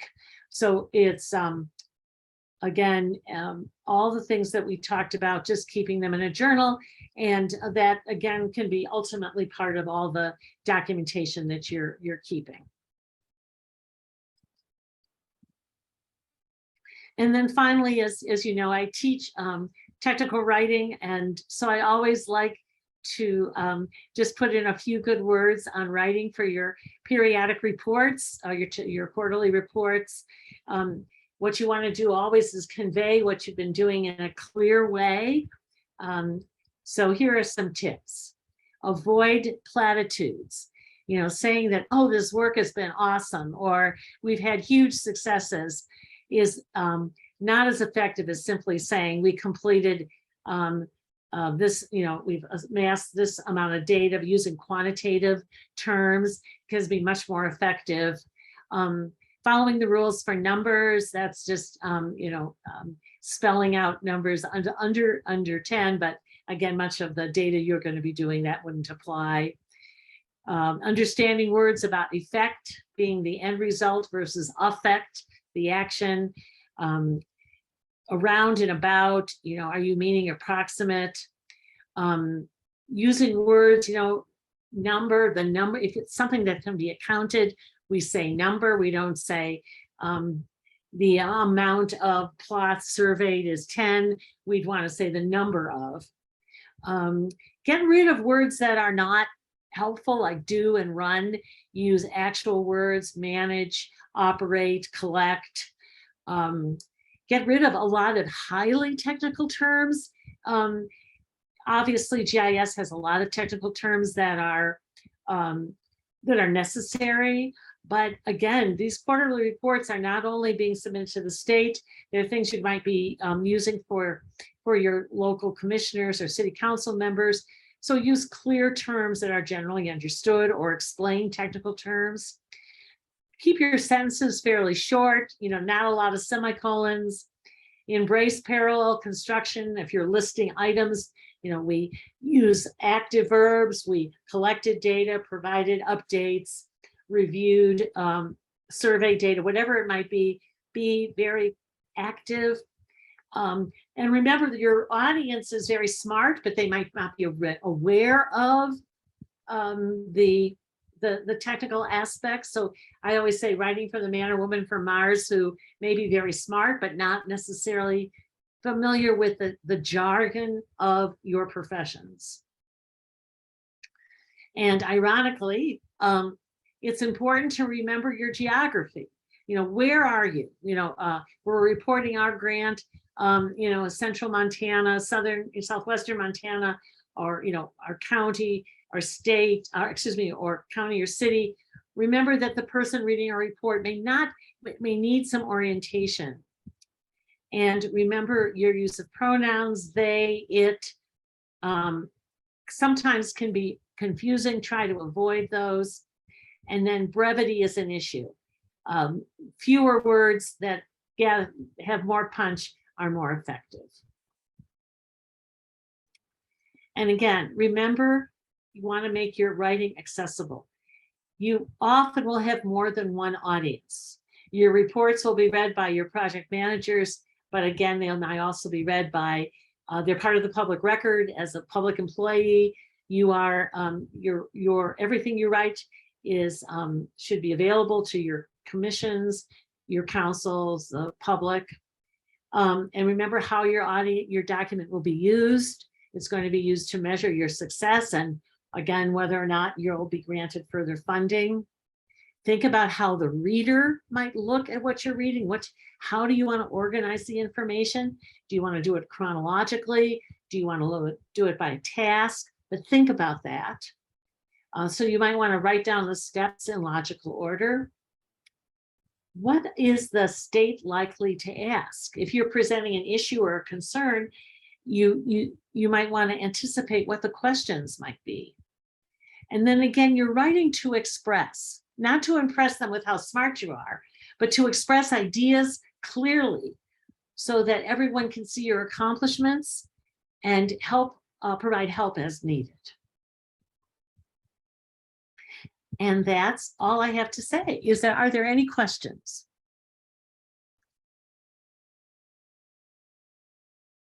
Okay, so now we'll go on. Erin, and Matt are going to talk about reporting. Okay, thank you. So let me get some stuff situated on my side. So thank you for folks who filled out that survey. Looks like we've got about 9 responses right now, so that's fantastic. Appreciate it. I updated the survey to collect responses from everyone. So before it was just locked down to the state of Montana account. So we will have Matt please pull up the survey in which we will be doing the demonstration from. And I do believe I'm going to have to give you, yeah, go ahead and stop. Yeah. Please stop your sharing. Matt, you've been made a co-host. Great, So thank you, you'll Erin. be able to share your screen now.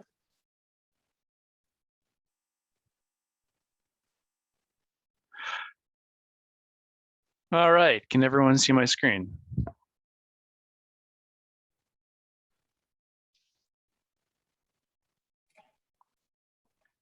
Hopefully. Yep, looks good. Okay, good. Well, yes. Well, thank you for hanging in to the end here, and I'm going to give you a run through at least how Survey 123 works and how this process will work when you're filling out a new quarterly report. As Erin has mentioned, you do have to authenticate into ArcGIS Online in one way or another to fill out a survey. And the reason for this is because we want you to go back and be able to edit your survey results later on. So in order to do that though, and by the way, when it is time for you to fill out your surveys, I will have a package of links and everything I'm demoing today condensed in a how-to document, so you know how to do this, everything we've discussed in this demo. So don't panic if you're not writing it all down or getting it all in. I'll make sure you have some instructions to do what you need to do. But in any case, let's talk about first, you need to authenticate to get into our survey, and you will be given a link, and that's in my URL bar. But at this point, it will bring you to this screen. It's going to ask for authentication. And for most users with ArcGIS accounts, they will authenticate here. There's another place you can authenticate, and that's through Okta if you do not have an ArcGIS online account. And my instructions I provide to you later will detail that. It's just a matter of clicking this button and then continuing through the authentication process. But in this case, we're going to pretend that I'm a specific user and I have a user called matt.treb, and I'm going to sign in. So the first thing you're going to see is kind of a quarterly grant reporting page, and it's going to detail a lot of the information that we've gone over today in regards to how to fill out your reporting quarterly reports. It does emphasize that this is not for final reports. This is for just quarterly reports, and that should be emphasized. There's more instruction about, again, kind of going over everything we discussed today and really giving you the opportunity to put a lot of information in for your reports that maybe Amplifund wouldn't have let you. And it does talk about our basic quarterly reporting timelines and when you would be submitting those reports. Again, there's a link to get you onto our grant page, and this is all related to your grant statement of work. So consider that when you're reporting these things, you're not putting in new stuff that wasn't in the statement of work, or you will talk about it if you have some problems with the statement of work, but that you should be following along with that document. And again, I will say this: if anyone sees something that doesn't make sense, if someone sees something they'd like to improve upon, feedback is welcome. This is our first try at this. We had one lucky person, Matt Reynolds, got to go through it first, but we appreciate all feedback. And if something doesn't, to your eyes doesn't really make sense, please let us know. So I'm going to press next, and this is how I'm going to actually get into the survey. So the first option I have is to be able to select what grant project I want to, I'm reporting for. And at this point, you'll see that there's a drop down for, all the available projects you could report on.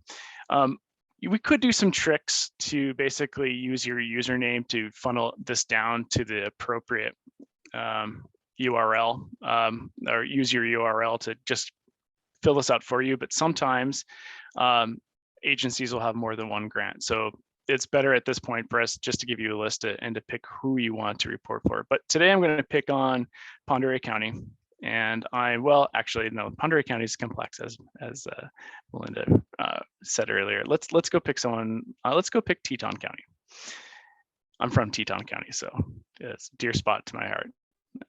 But if I click on Teton County, get option start there, and then I get to select which is my reporting period. Now, the reporting period we have in this drop down is not, they're based on fiscal periods, but they're not. We don't show the fiscal year, but you have to know about when you're going to start reporting. So in Danny's case, she's going to be reporting likely on 10/1, 2022 for her first fiscal year 23 report. So we'll pick that. And at this point, actually, Matt, it would be July 1 through 10. Oh, thank you. Yeah. Let's see. And we can go back. Thank you. And now you can just pick in, type in all the information. We do say that we want this to be written, by the grantee. This is not for contractors to be filling out, but you can state your role with the project. I am the.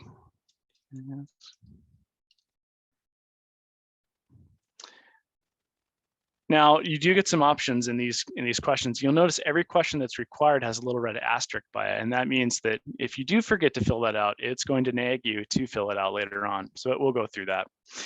There are branching questions like, are there expected changes to project manager roles or other personnel? And if you don't have any, you don't have to put anything. You can go no. But if you say yes, another box may show up and says that please detail those problems. So you could say maybe big changes at city, something like that. You can go obviously into more depth, but you have the ability to write a lot if you want. You have roughly 2,000 characters to put something in that box. I'd just like to jump in here real quick, Matt. So Sure. this is, thanks. This is for these cases when we have personnel changes, and we've seen a lot. We would like you to identify those within this document, but also if there are some big changes that have happened with your project management, with your project managers or your consultant or some partners, we ask that you reach out directly to your defined project manager in a call or an email to let them know that these big changes have occurred. We've seen a lot in the past. We've seen consultants change in projects. We've seen, unfortunately, deaths. We've seen people leave jobs. And so we know that it happens, and this is your opportunity to put that into this report. Thanks, Matt. No problem, Aaron. And yes, so there's, you have a lot of opportunity to put that information in, and it is important for us to understand it. Again, now you get a box where you can put a percent of your project completion. This is an estimate, this isn't rocket science, but close counts here. And you are defined somewhere between 0 and 100. If you're giving 110% completion, you're not going to be allowed to do so. So let's say in this case, maybe you're only 5% down the line. Now, this box is very important, the project status and achievements. And this is really where you're going to be showcasing the work in your grant and what's going on. We give you 2,000 characters to do this, but if you can't do it here, there is a spot at the base of this page where you can upload a document.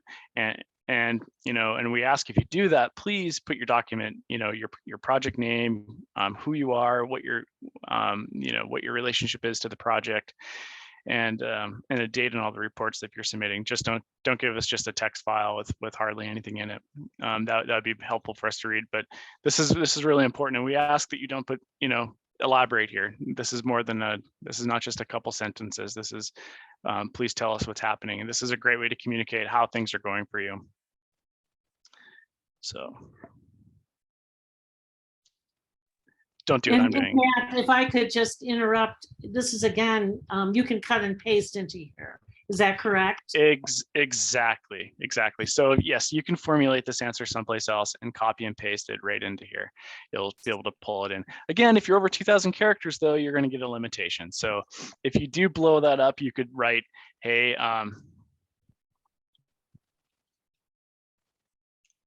or something like that.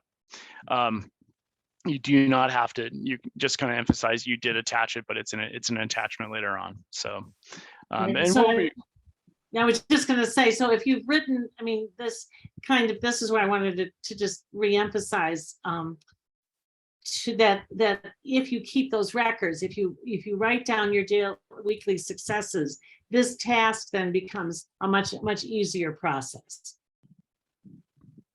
Yeah, exactly. And I would say that we did it. I think it's stated in the top that we do, because things happen.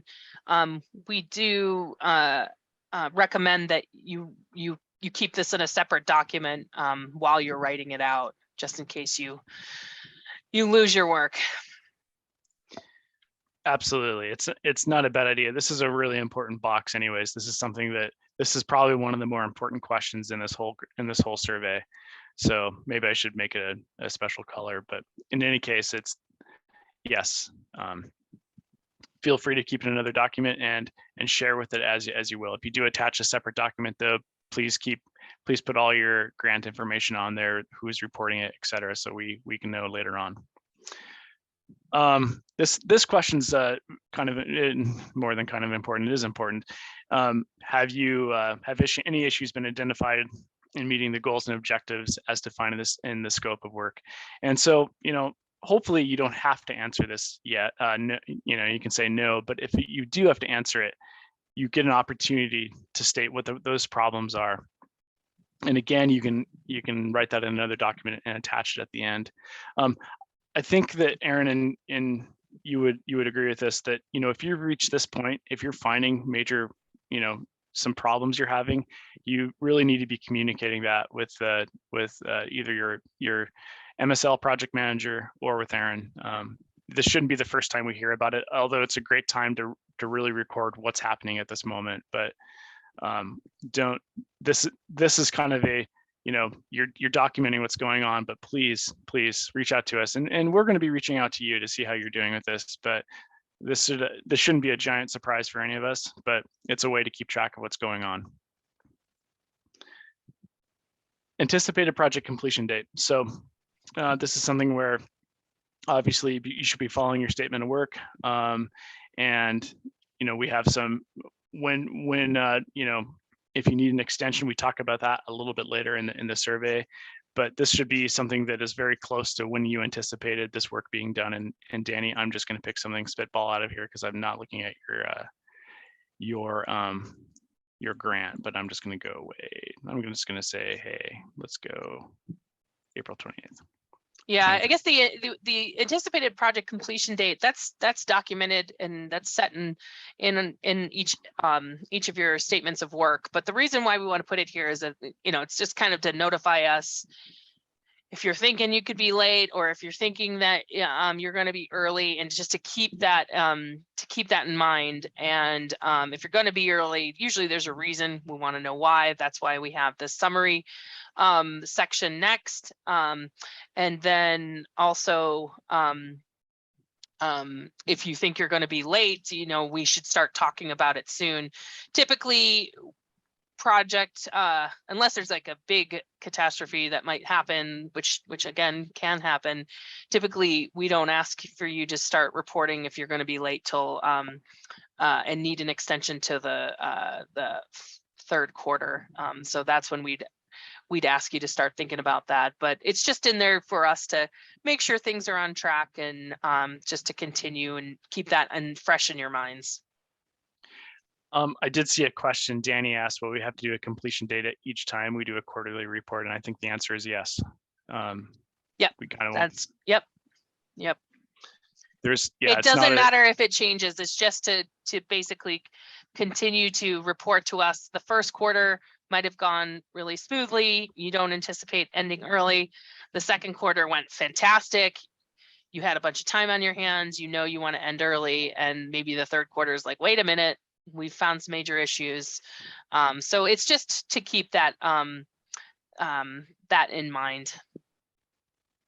So in line with that, if you happen to be in the final quarter of your grant period, you may find that you need an extension for whatever reason that might be. These are, you know, exceptions, not the rules. But this is a way to start, you know, again, you should be communicating this, none of this should be a giant surprise, but this is your way of communicating this particular problem.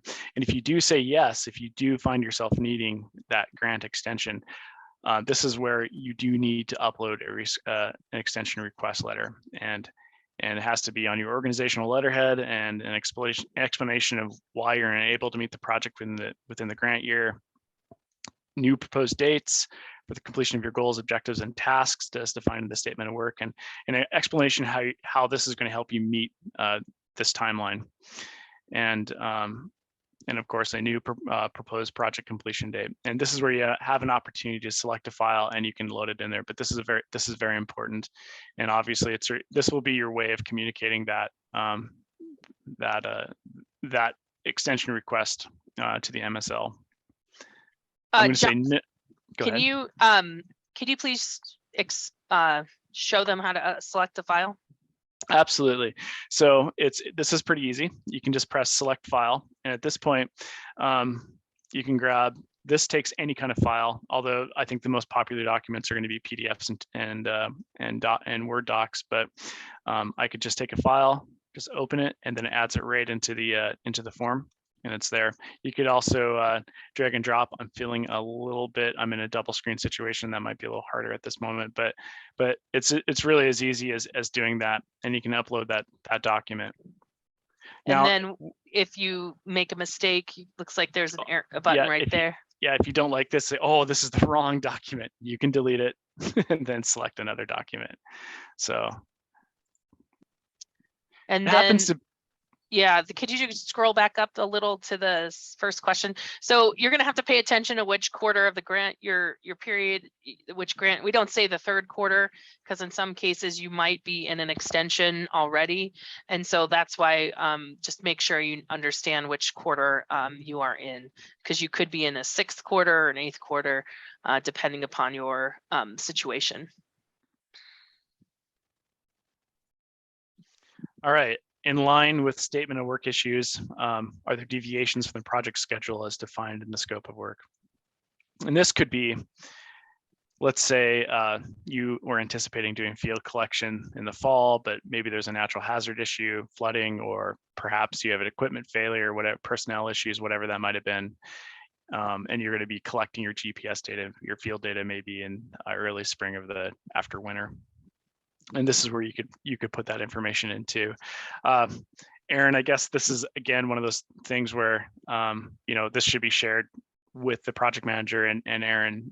If you have some pretty heavy stuff going on, if you're kind of noodling around with small adjustments, I think this is a good place to put that information. But large adjustments really have to be those are changes to the statement of work, and you may need a contract amendment. And at the very end, as promised, here's the general document upload. So this is where you can put extra stuff in. You can put maps, images, project summaries, etc. This will take any sort of document you prefer to put in here. You can put in several files if you want. I'm just going to keep on opening files, but you can put a lot of stuff in here if you wish. And this is a good place to do that. Now, what we don't want to have put here though are deliverables, GIS data deliverables. If we have a separate process for those, and that'll come at the end of your project, and the MSL will help you with that process. But this is not where you deliver GIS data. Aaron, is there anything else you'd like to add to that? Yeah. So what is that little A thing next to the trash can? It allows you to, so you could change this. You could change this name of this document when it uploads to something else. Like if you had a name for a document and you wanted to change it on the fly as opposed to renaming your document, you could do it that way. It's just an easy way to be more verbose. If you're like me, I kind of like to name my documents what I'm going to be sending them. But if you really want to make an adjustment, or maybe even have a document you want to add a little bit of extra information, maybe today's date, something like that, for whatever reason, you do have the ability to do that. So awesome. And then just to clarify, the number of characters in each box are 2,000, and that is that's approximately probably about a half a page of writing, just so everyone knows. I know in Amplifon, and I do believe in web grants, it was character driven as well, not word driven. So right. That's just something for you all to know. And then the additional project comments or concerns, if you find something like you want to talk about something, or you want to put some sort of additional information that you don't think is appropriate in some of the other boxes, please feel free. It's kind of like our catch-all for additional comments when it comes to the project itself. And then just a clarification, we don't require an amendment to change a project schedule. So we just want you to report deviations from your project schedule when you're doing your quarterly reporting. Okay, maybe we should pause. Anybody have any questions? I see Danny's got one. Do we put a reimbursement request or invoices in the upload at No, the end? you do not. So this is only for quarterly reporting. This is not for reimbursement requests and invoicing. We ask that you submit those via email at this point.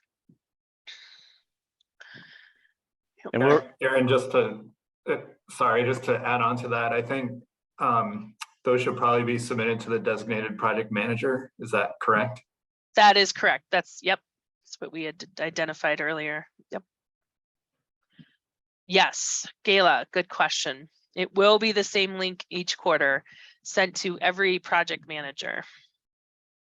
So it doesn't matter what quarter you're reporting or what project year. So we have a FY 2021 extension, we have 2022 extensions, and we're starting 2023. Everyone is reporting to the same link.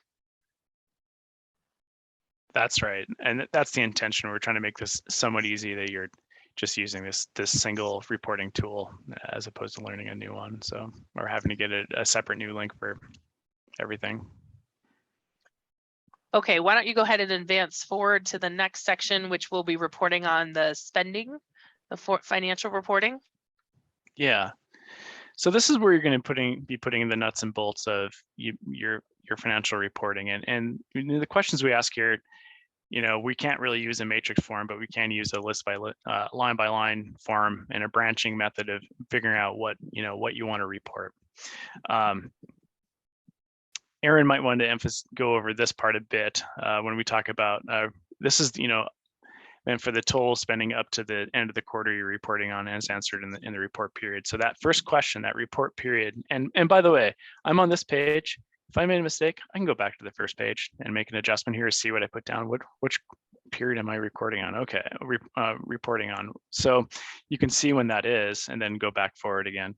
So you haven't submitted it yet. You have all the ability to go back and edit answers if you need to. So that said, another emphasis here is to say that this reporting is based on approved. Oh, I see. We have a little typo here. We have to adjust, but it's based on approved budget categories and amounts per category. So what that really means is that this isn't for, I have extra stuff, I'm just going to put it in here. Obviously, that's not in your statement of work and what's been approved. So that has to, you'll need a contract adjustment if a contract amendment, excuse me, if you have changes like that. Aaron, is there anything else you want to emphasize?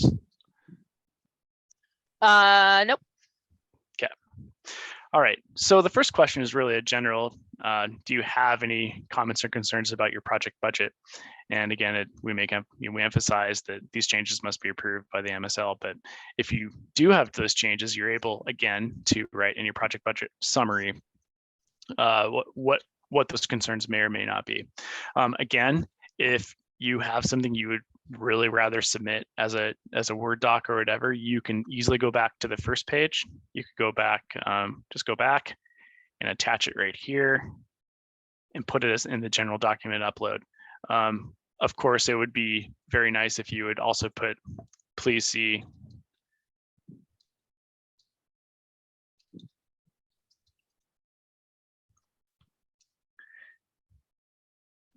give us an indicator that you did put this information in the as an attachment.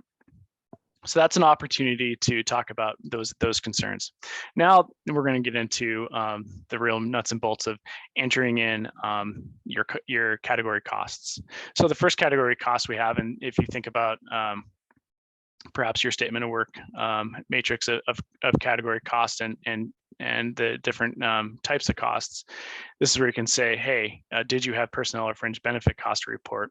And if you say yes, then you suddenly get a branching question comes out and lets you put in what all the costs may or may not have been for either your MLIA share, your grantee cash, or your grantee in-kind costs for those personnel costs, or for your fringe benefit costs. So here's something that's kind of interesting. So let's say I put in 500 and I put in 250.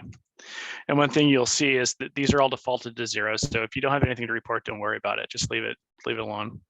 But it will give you, and this is a little bit gray. We may have to adjust this, but it does give you an amount to say that, hey, these are your total personnel costs with all these classifications of these costs. So you have an idea of at least some addition that's going on as you're marching through the form. Let's say you have no fringe costs, so you can leave those as 0, and those will come up as 0. Again, you're going to travel costs. You're going through each one of these categories, and maybe you do have travel costs, and this is where you put in a few costs, and then I'm just randomly putting in numbers, obviously, but again, a summation of all those travel costs will show up, and this goes the same way through equipment costs. I'm not going to put any in, but you get the idea. Supplies cost, same thing, and then contractual cost, same deal there too. So you have the ability to put in all those either cash, in kind, or MLIA share costs in each one of these categories. Finally, the catch-all other. So one thing that does happen at the bottom of this form is we do calculate all these total costs for you. We get the total cost for everything that's in each one of these categories. And to say that you get at least kind of a truth check to see exactly what those automatic costs are. You can't edit these. That's the calculated cost, and then the grand total cost. And checking through that, I mean, one thing I'm going to show you here when we get done is how you can make a report that shows this in maybe a slightly better format, and how to edit. And we haven't submitted the survey yet, right? Any of these responses can be adjusted if you felt like doing so. But if you felt confident that everything you reported here is the way you want to report it, you can go ahead and hit the submit button. But before I do, Erin, is there anything you'd like to add? Yeah, so when you're reporting, we understand things happen, and perhaps you get behind in your project reports. It's important, so we are asking for your spending to date and your project reporting to date. And so if you're keeping track of all of your work, and let's say you missed a quarterly report and you're coming up due on a second, what we would like you to do is go back and backfill and fill out that missing quarterly report, but we want you to report as if you were reporting on time. And so we want project status to that point, and everything else that we've asked in the first page of, or second page of questions. Same with spending. So let's say you have spent 10,000 to date. In the first quarter, you spent 3,000, then in the second quarter you've spent 7. We want you to populate this report as though you were reporting in for that specific time frame. So we're always going to be asking you for information to date, and this is going to drive the reporting that I do to my council and to my commission, and hopefully you'll be able to see it in the future in other types of reports, just general reports about the MLIA program itself. And so it's important that we try to get these reports on time, and then if you do miss one, that you're reporting as if you were traveling back in time and and you were at that correct date. So it's important to the date of the end of that report period. And then Matt's going to show you magic of submitting a report, and then let's say you make a mistake and you want to go back and edit something, you have the ability to do that. So go ahead. Okay, so let's say we like what we've done. We're going to submit, and you just press the big blue submit button, and you should get a lovely page that says, "All right, great." Now you get a page that says thank you, and you get an option to submit another report or another response. Most of you won't have to do that, but maybe you have multiple grants you're reporting on. You may want to go back and make another response. But in that case, we're more or less done with the response portion of this particular grant. But let's go back in time. Let's say that, oh my gosh, you wake up in the middle of the night and you remember you didn't put a cost in that you wanted to, or you had to make an adjustment. Well, you have the ability to do that. And one thing I didn't talk about either is one thing you notice is that you can tell who you're signed in as in the ArcGIS online environment by, this happens to be this user I've set up here, but this is all related to your particular user. So let's go into some of the data tools to let you go back into your survey and figure out how to adjust something if you need to. So actually,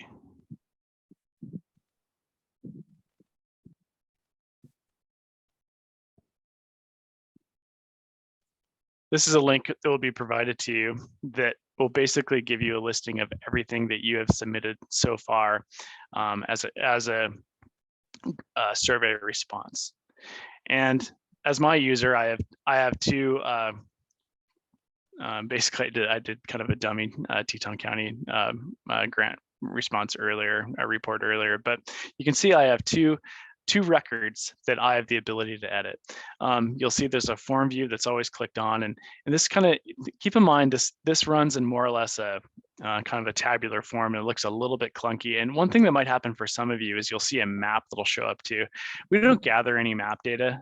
We were contemplating doing that, but we don't really use it. So you could actually pull that up and kind of get that out of the way, because you're really not going to be interacting with the map here. But what you will be interacting with are survey responses. So let's say you can see that the last survey when I was pretending to be Teton County, was this survey that I reported for this year's financial quarter, or excuse me, yeah, I guess now we're going to be we're in July. But what you can do is just click on that record, and you'll see that form pop up on this side. Well, that looks kind of small, and I know I want to edit some of this stuff. And to be able to do that, you click on a pencil icon, and it does happily, if you float over any of the icons, it tells you what it's going to do. Maybe I want to edit this record. So if I click to edit that record, you can see the survey sits there and grinds away on it for a moment. But then that survey response comes up. Well, that's kind of small. I wish this would be a little bigger. You have the ability to expand this. Not all the way. I find it to be somewhat annoying. I wish it would be the same width as the response, but this is as good as our GIS Online gives us. But you have the ability now to go through any of those responses and to change something.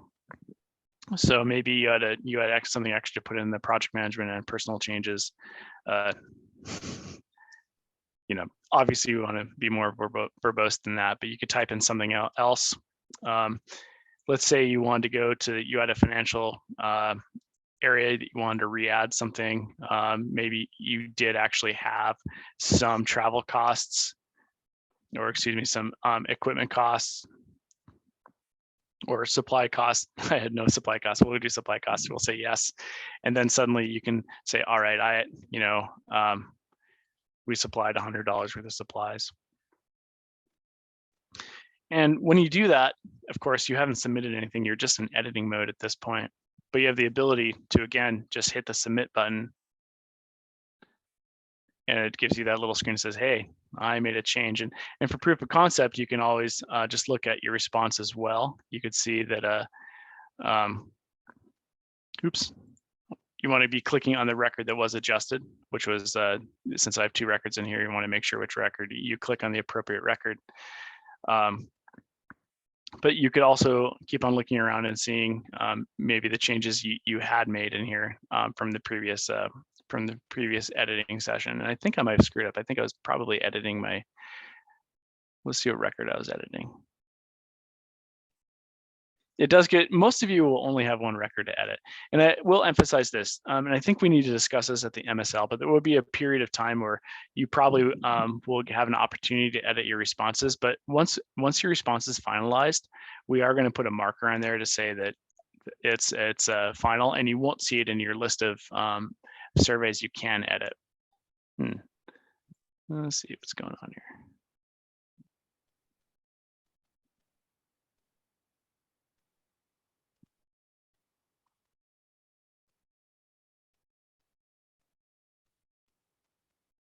There we go. Sometimes a browser refresh is all that you need to do. Yeah, and I see, and I did edit a previous survey, but anyways, it's a good lesson here. Make sure if you have multiple surveys, you click on the survey in which you want to do an edit on. The other thing you can do here, which is kind of cool, is you can also make a report, which we can generate on our side, but perhaps you want to have a report to print this for yourself. There's a couple different ways to do this. There is a print button. I kind of find when you do print, it turns it into a format that it's okay. It has your raw output, and if that's what you want, you can definitely do that. It's not a bad thing to do. But we do have the ability that if you want to see this particular report in a better form, we have a report button.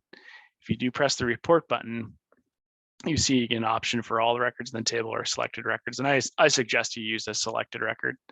And there will be a template available to you at this point. There's only one template. We're calling it this, but I'll explain what, there should be only one template available for you when you are trying to create a template. But in this case, you have the ability to change the template name. It gives it kind of a long name, but maybe I want to call it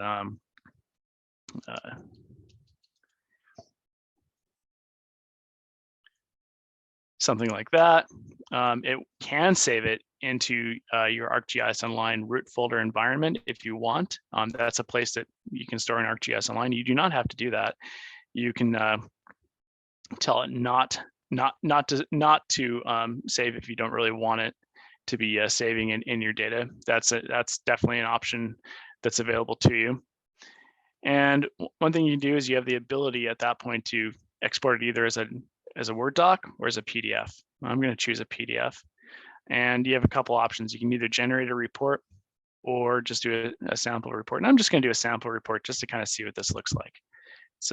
It will be almost exactly what's generated as a PDF, but it's a nice quick way to see what this thing is making. So this is the, as you can see, it's got the sample report on it, but these are all your answers. It gives you an idea of, this is your ArcGIS Online user, by the way, the time you submitted it, and that submission time may be the time you also edited that record. So that could be after the fact. But all these pieces and parts that you put into the survey will show up here. It will give a listing of data you may have added as attachments. It'll tell you what the name of the document is and how big it was. And you have the ability to see at the very end, all those things you entered in earlier as costs are now in a better form where you could really see what's happening and kind of look this over and see if there's any mistakes or something you'd like to adjust. We can go over this report and make a better report too. If there's something else you'd like to see, we can definitely talk about getting the report constructed so it makes something that you'd rather have available. So that was just a sample report, but if I really want to make a report, I can just hit the generate button, and it has to create a task to do this. And it's definitely thinking about it. So once the hourglass goes away, you can see the time in which I'm starting it. That report should be ready for me to download.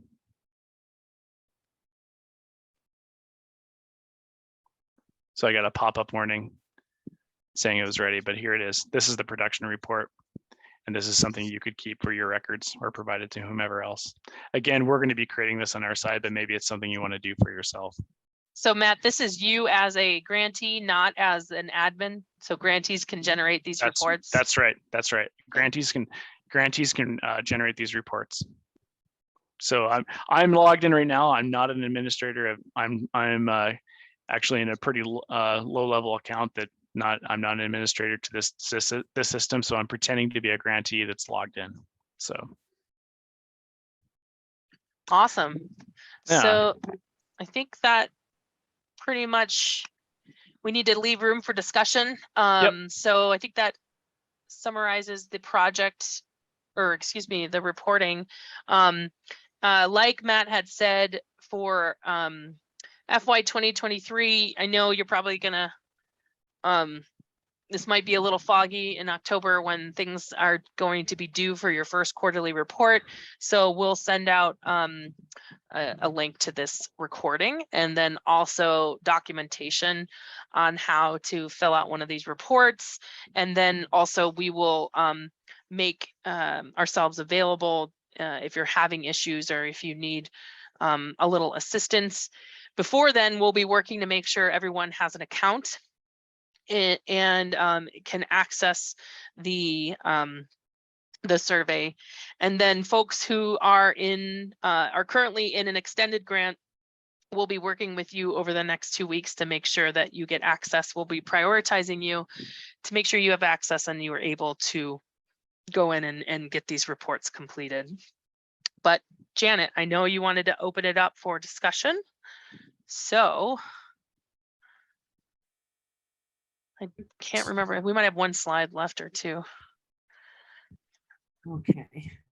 Yeah, so yeah, I think this is a good time for discussion. I know there's been a lot of chat, so we might want to make sure that people have a chance to ask all their questions. I think we were, let me just see here. I don't think I have the share screen, do I?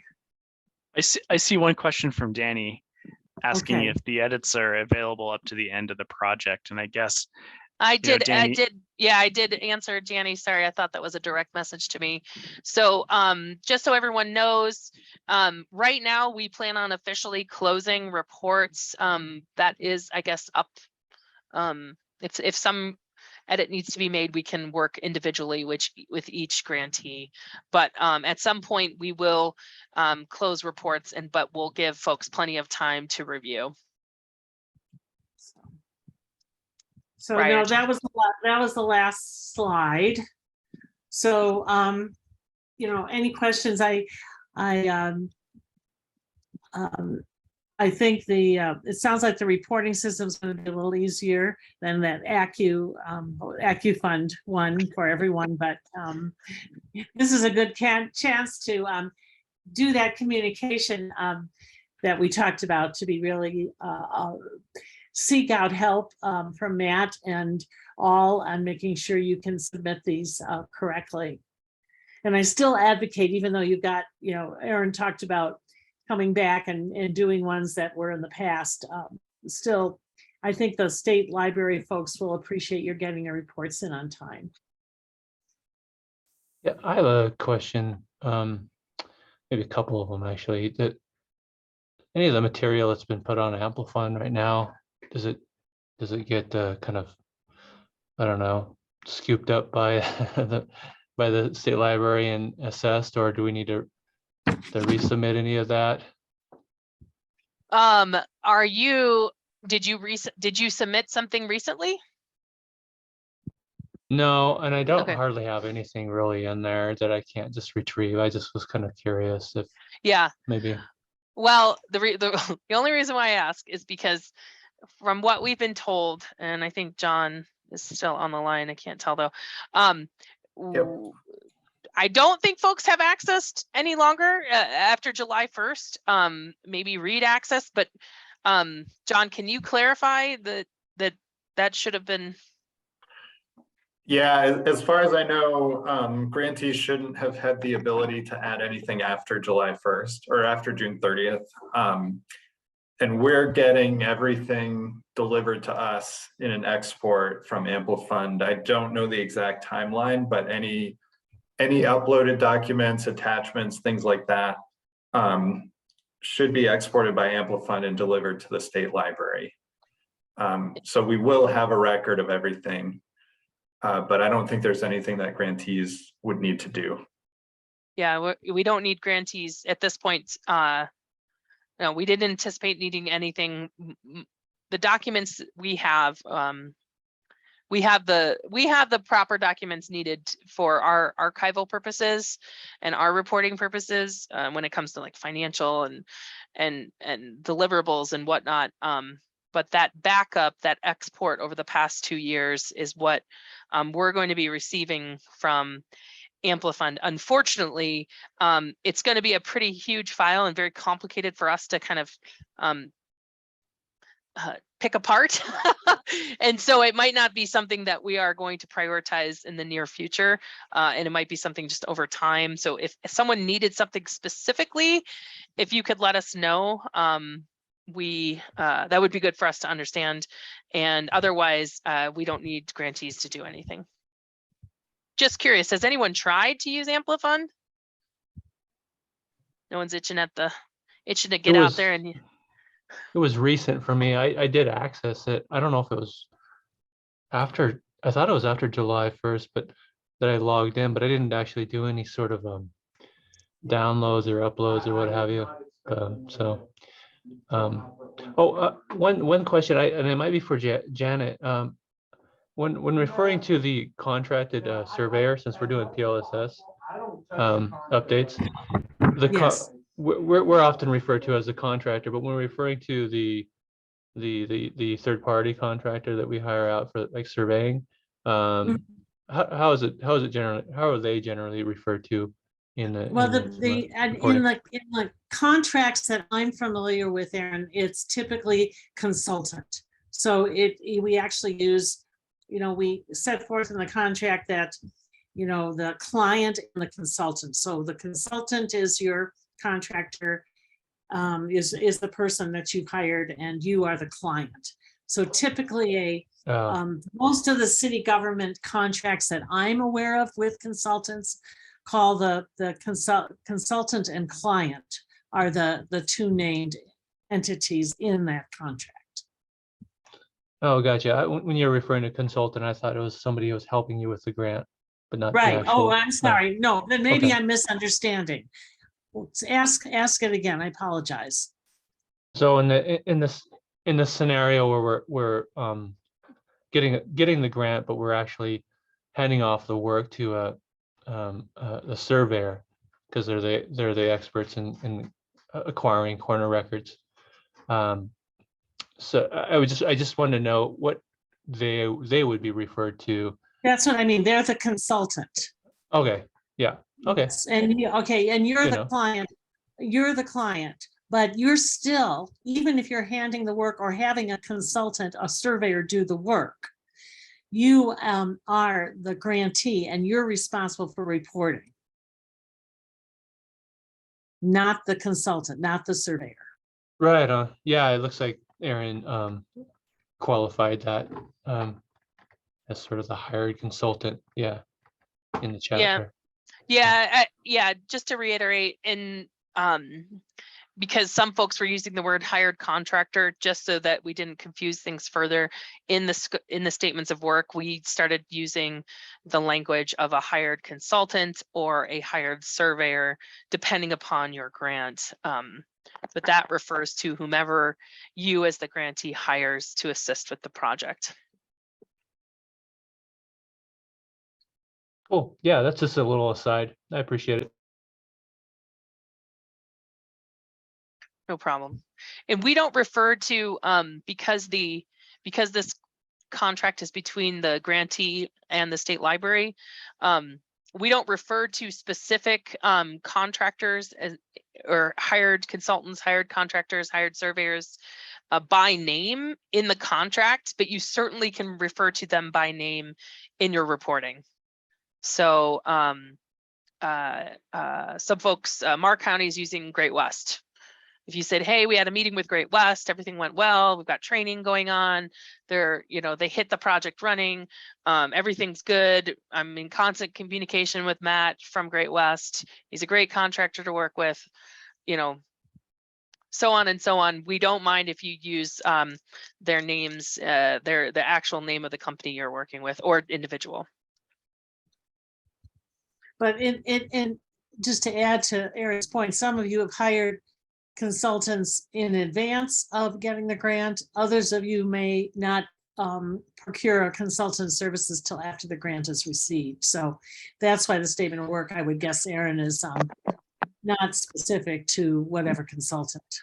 Yeah, exactly. And if the consultant were to change, we wouldn't want to have to be locked in and do another amendment. Right, and actually the consultant is a third party. That company, that person has the contractual obligation to the grantee, not to the state. Yep, exactly. Some folks had wanted to be reminded of their project manager.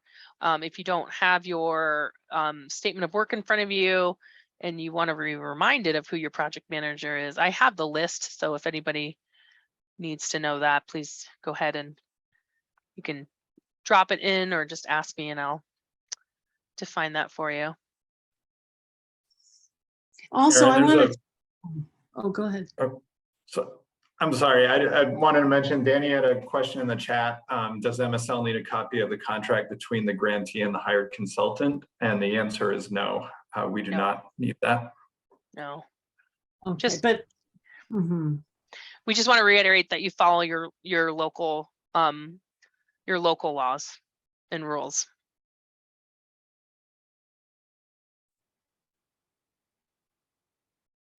I was just going to add that again, this documentation is so important. If one of you, if your project manager leaves the grantee's employment, way of, as long as you're providing information to the state, that will help whoever takes over as the new project manager. I mean, even if you have a secondary project manager, it's important that there's be some kind of way to keep that institutional knowledge. So the state having information also facilitates that process if there is a change in personnel. Yeah, I think that's a good point. We've had folks who've inherited MLIA projects and they've kind of been at a loss because there wasn't a ton of information passed along to them. And so keep that in mind for your predecessors or folks who just have questions about the project in general. Perhaps one day a commissioner kind of shows up and says, tell me what's going on. You'll be prepared by having all that ready to go, as Janet had suggested. Mm-hmm. And then again, that project notebook, your blurbs, all of that record makes the process so much easier, not just for you when you're filling out those reports, but also for anybody that might take over your position.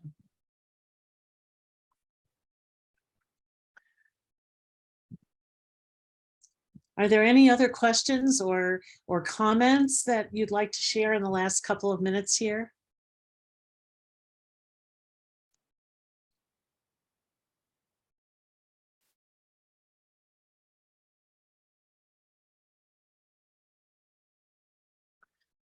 Okay. All right. Well, done. Janet, I really appreciate it. Thank you for helping us facilitate this training today. I really think that this is really valuable to our work as the state's GIS shop with this MLIA grant program, but also it's just, I think hearing these types of project management, budget management is really great in just our day-to-day work lives. And so I really appreciate the content that you've provided and the support to the MLIA grant program.